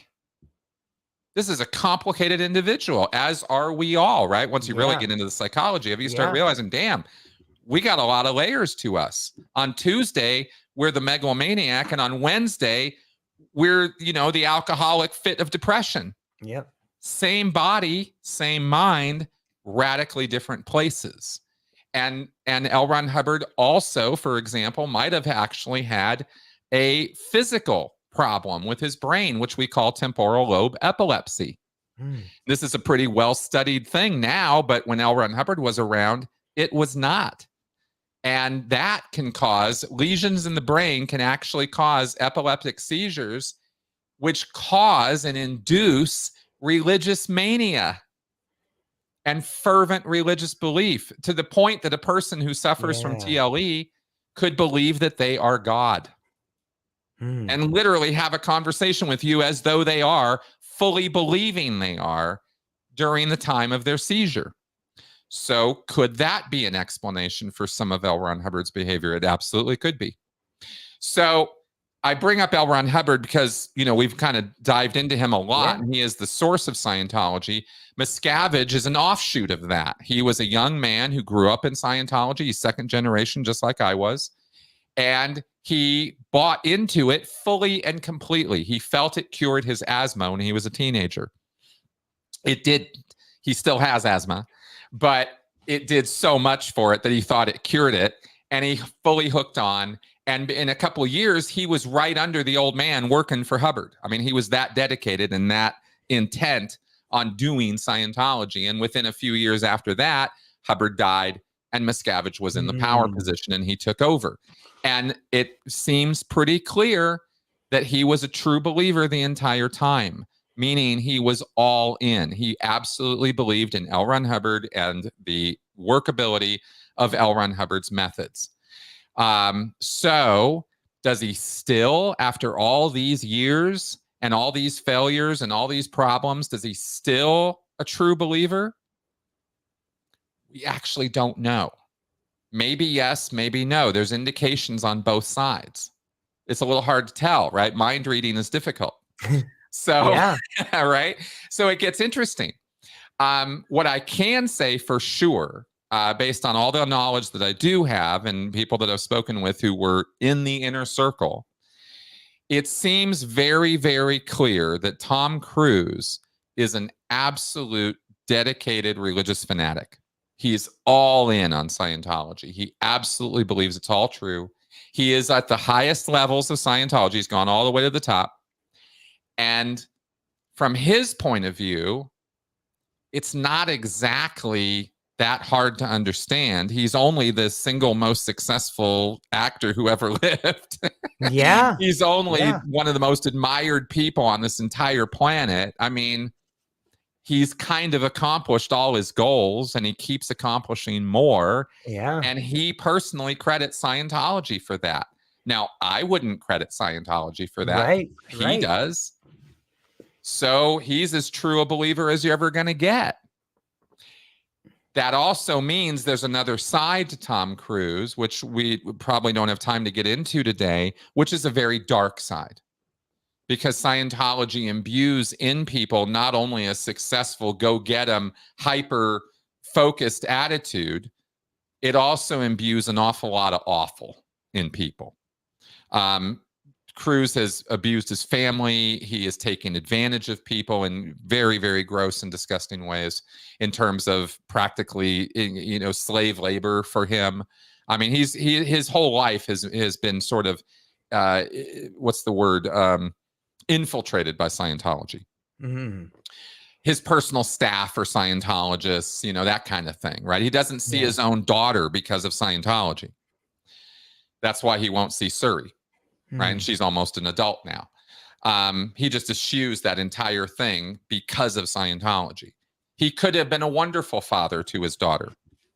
I'm sure he's got a lot of good traits. Yeah. But the Scientology makes him crazy. And I mean crazy, like full blown.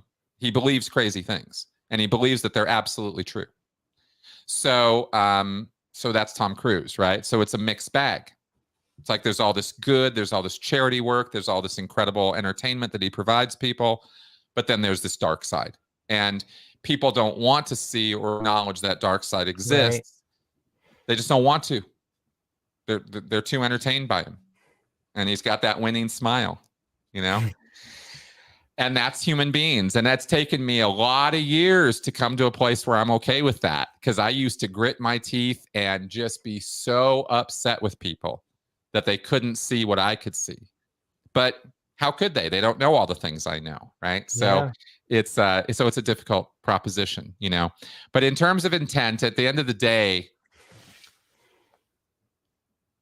whether the cult leader really believes in their mantras and their belief system or not is of secondary importance to me to the abuses that they engage in, regardless of whether they believe it or not. That's well said.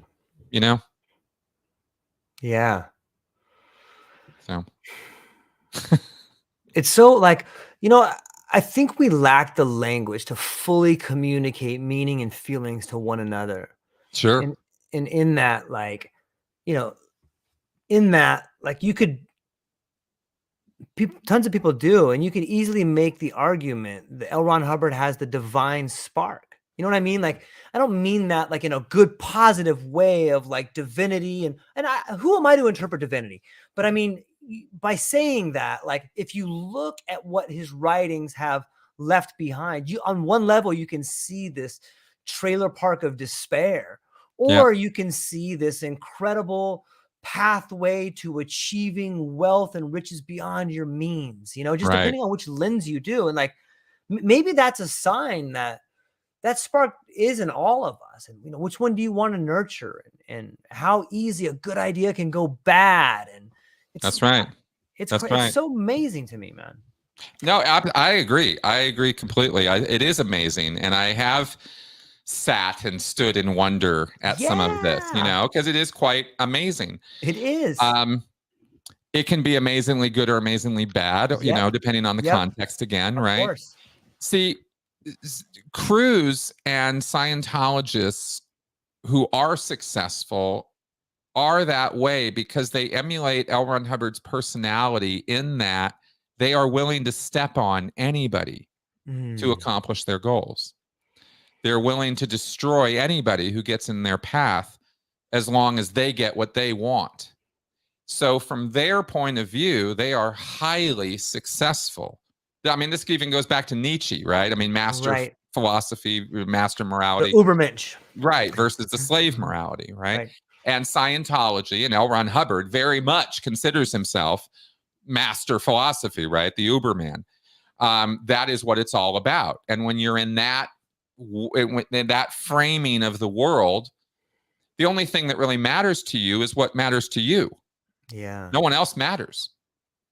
And then there's those of us who kind of have a more communal approach to the world, right? We kind of want everybody to get along, and we'd rather have a level playing field where everybody can kind of interact with one another and have an equal chance and opportunity and that kind of thing. That's what we would really like to see. That's not what those guys want. And they develop this morality built around that, and they act accordingly. And it is capable, that morality is capable of taking an individual CEO level, movie star level, grand leader level, right? President of the United States level. It doesn't necessarily take you to a place where you actually help a lot of people or where you're really doing a lot of good for anybody but you, And that can be rough because people want that level of success and that degree of wealth or opportunity or influence or power. But the road to that is often paved, on the dead bodies of those you have to destroy to get there. And that's what Scientology teaches you, is how to do that. If you take all the teachings and you apply it in that way, you can be a Tom Cruise. But you're going to leave behind you a lot of broken people. And if that's okay with you, then you and I have a problem, right? Because that's not what I think is moral behavior. And that's why I do what I do, is because it's not just about success or wealth or influence or power. There's more to this world and life than that, And yeah, I do. And that's my moral preaching on the matter, but that's where I come from in this. It reminds me of when you talk about Tom or David or pick your maniacal leader. Yeah. I think John Ronson wrote a book called The Psychopath Test. Mm-hmm. And you can read that book, and in the back of that book there's a quiz that you can take. And if I think he makes the point in that book too that in the Western world, it seems that we are beginning to self-select leadership based on attributes in that psychopath test. And if you start rising up the ladder of power, more and more people have those attributes. And look where we are today. It kind of manifests itself like, oh, these are the attributes of someone who's a psychopath, who doesn't really care too much about the well-being of others as long as they accomplish their goals. Like, look where that's gotten us, right? That's right. No, that's exactly right. And that's the flaw inherent in the system that ultimately causes or brings about revolutions in the system, which is the self-correcting mechanism for when psychopaths get too much power, is we have a revolution, right? And often it's violent, which is very unfortunate, because there's usually this phase where some other psychopath, rises to the occasion to do the revolt. And then we have to get rid of them too. Right? Yeah. One of the grand, amazing things about the American experiment, of U.S. democracy or U.S. government is that we had a violent revolution, but it wasn't a bunch of psychopaths leading it. Yeah. And we didn't have the Maoist, let's line up all the intellectuals and let's line up all the academics and let's line up all the troublemakers and let's kill all of them as the first step in our glorious, new world. Right. That we didn't do that in the United States. And that I believe was an exception to the rule of how revolution usually goes. And then we built a system based on the idea that people have rights and that those rights matter. And while it wasn't everybody universally at the beginning, it more and more and more is, because we have a system that was built to self-correct itself, which is, again, a rarity in our world. So this is why I look at our system here in the US right now, for example, and I'm kind of biased toward it. Of course, I've grown up in it too, but I have good reasons to support it. Authoritarian systems of control always emerge when people at the lowest levels are stressing out and freaking out and losing their damn minds because they feel, and often rightfully so, that their lives are not what they could be or should be. And they want more, or they want, a better quality of life, or at least a living wage, right? Like in the United States right now. And we're kind of ruining this experiment through the rise of the psychopathy and and as they wrote all the way back at the beginning, if you're a student of history, with the Federalist Papers, you have factions, right? Which they warned us about. Right. And yet here we are with political parties, and we've only got 2 of them. I mean, I could go on all day about the inequities of our current system and the sort of destruction that's built into it.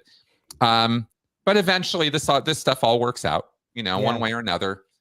And we keep moving on, So I'm more of an optimist than a pessimist, to be honest. I can rail about these inequities and stuff, but I feel our system is capable of change, and I'd like to see more of that in our world, rather than just let's get each other's, let's pitchfork each other in the throats. I think that's a ridiculous way to conduct ourselves these days, and I think social media is partly to blame for that. And I think our media has a lot to answer for in terms of its clickbait advertising based model. I think that was an incredibly horrible decision, early on in our news media thing and all of that. So there's a lot of irons in the fire as to why things are the way they are. But I wish it were simpler. Yeah. And I wish I could talk about it in more simple ways, but I'm just too much of a nuanced guy, Well, I think it comes from lived experience and knowing that there is no simple answer. That's right. There's a true power in having the empathy and the patience to try and listen to the other side and put yourself in that spot. Like, that's how problems get solved. Like, look, I get it. Okay, tell me what it is. Oh shit, I never thought about it from that angle. Okay. And then that's how we move this thing forward. And like, that's kind of what gives me hope right now, is that even though there seems to be 2 sides at end, like they're coming to loggerheads, like that's when it gets so bad you have to solve something. And a lot history shows that sometimes it turns into Israel and Palestine, or sometimes it turns into right or left or 2 political parties. But I think that enough people, and just look at the symptom of this, like here you are leaving this institution. You had the courage to leave a family, a community, a foundational structure with which you were brought up, and a set of beliefs that you believed your whole life. Like, that is progress. You know what? Not anymore. I think something's wrong. I'm going to change. And it's those small changes we do as individuals. It's the individual becoming a thorough, authentic version of themselves, the best version of themselves, that changes society. And when we all do that, the change happens around us, I think, on some level. But I got to tell you, Chris, this is fascinating, man. And you have to come back, because I got through 2 questions, and I have 12. So, well, I wish I could say that was not a common thing, but it happens all the time. I am more than happy to talk more about all this stuff. Yeah. We've gotten into some really interesting fundamental stuff here. And I really thank you for providing I didn't quite expect this. This was really quite good. And what you had to say in your emails was true. You really are open to lots and lots of ideas about things. And that's great. Because that's how we actually have real conversations, and not just political, ideological diatribes, Yeah. I think we need a lot more of that. Me too. I think people are I like to think that most people, I want to hear your opinion, and maybe it's right, maybe it's wrong, maybe it's misguided. I know for me, like maybe this is not the best way to do it, but I think most people are like me, and are like, I say things all the time that are wrong, but I'm happy to be corrected. I'm happy to be like, oh, I never thought about it from that angle. You're right. You know what? I'm sorry for that. Or I didn't know. I was naive. I didn't know, man. Sure. So, and people are misguided. They want to know, and they give the illusion of knowing. Like, I know this. You know how I know? Because I live my life like this. Well, maybe you shouldn't. Why not? Right. You know? Right. Right. So no, you're absolutely right. And you know, the word that we've forgotten, the word that seems to be disappearing from public discourse these days is compromise. I love it. You know, and it's what it's the one concept that our entire government is based on. Our entire social structure in the United States is based on, because we're the melting pot, right? We're the place where all the different cultures come together. And to think that you're going to set up something like that and there isn't going to be conflict, of course there's going to be. On a routine basis, there's going to be. Conflict is not the bug. It is a feature of our society that there is conflict. It's the ability to compromise with that conflict that we've lost sight of. And that's the extremism of the both ends of any spectrum. Is it's our way or the highway. There is no compromise possible. And that's where that's the way that our society is becoming more culty. Yeah. And that's what we need to get the brakes applied to. We need to slow that down, and we need to get more towards the middle again, where we can recognize nuance and differences, you know, shades of gray. Yeah. And we can recognize that just because we think a thing doesn't necessarily mean it's true. You know? And be willing to be open to other ideas. You know, it's taken me a long time to be able to say that across the entire spectrum of my life. But at this point, the only real cure for cultism is to not commit 100% to anything, because you're never going to know before you go into something the full experience of it. Yeah. You can't. You have to experience it. Yeah. So never let yourself go 100%. I really don't care about what it is, what culture war value, morality issue, religious issue, political issue.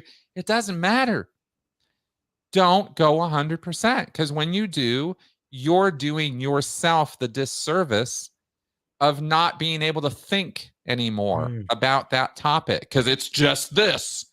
You know, you lose your critical thinking, and you become so emotionally invested that it becomes part of your identity. And once it's part of your identity, it's too late. You've committed. You've overcommitted to it. You know. And that's that. If there was one thing, you know, if it was one thing I could get across to people, it would be that. It's well said. Thank you. This is fun, man. I really enjoyed it. But before I let you go, like, where can people find you? What do you have coming up? Where's the book for sale? Is this a part 2? Is there another part? Like, where can people get it? Can you get signed copies, or what's going on? No, good, all good questions. Okay, so this is my book. I will be writing more, but this one is it right now. If you want to know about Scientology, this is the book. Okay, there's actually 2 books to read. This is one of them. It's called Scientology A to Xenu, and this is not my memoir. This is a breakdown of Scientology. Like, if you want to know all about it, it's in here. The other book to read, by the way, is John Atack's A Piece of Blue Sky. That's also another good one. You can find me on YouTube under my name, Chris Shelton, Chris Shelton MSc. I am really not trying to be egotistical, by the way, by putting letters after my name. It was just too damn hard to get that degree. So I put it there, right? It was just, it was a major accomplishment in my life. So I'm proud of it. But I've got a channel. I've got a YouTube channel. I have a podcast that I will be, it's coming out in the new year. It's going to be called Speaking of Cults. Up till now, it's been called the Sensibly Speaking podcast. But it's all on my YouTube channel, and it's all on my website, mncriticalthinking.com. So, yeah, everybody. I thought, what about Dianetics? Is that when I was growing up, there was Dianetics everywhere, and like that was sort of my first look into this thing. And I never read it, but it seemed like it was really blown up. Is that affiliated with Scientology? That's how it all started. L. Ron Hubbard wrote Dianetics in 1950. It was released in May 1950 as the Modern Science of Mental Health, quote unquote. Wow. And within a year and a half, it was bankrupted. I mean, it was a legit bestseller. It was it went viral. Yeah, it did. Yeah, it went totally viral in 1950. And then it went bankrupt. And out of the ashes of that, L. Ron Hubbard formed a religion called Scientology. Oh, interesting. Yeah. So fascinating. Yeah. Ladies and gentlemen, go check out Chris Shelton's YouTube channel. Check out his book. If you know somebody that may have found themselves in a situation where they're being coercively controlled, this is the guy to talk to. This is someone who has fundamentally changed the way he sees the world. But beyond all that, he has lived experience of the techniques that were perpetrated against him and that he used in some ways. Like, this is a guy that knows. So go and reach out to him. If you find yourself in Hawaii, we have a cult on Molokai. Like, if you're in Hawaii and you've been part of that cult, or if you find yourself anywhere in the world, or if you, I think that your work leverages over into the world of well-being and mental illness and abusive relationships. So anybody that's curious about coercive behavior, this is the guy to talk to. Go down to the show notes, check him out, reach out to him. He's a really fun and interesting and intelligent person to talk to. So please go check him out. Listen to his YouTube channel, get the book. And that's all we got for today. Chris, hang on briefly afterwards. I'll speak with you, but I just want to say to everyone out there listening, thank you so much for being here. I hope you have a wonderful weekend. Aloha. Bye-bye.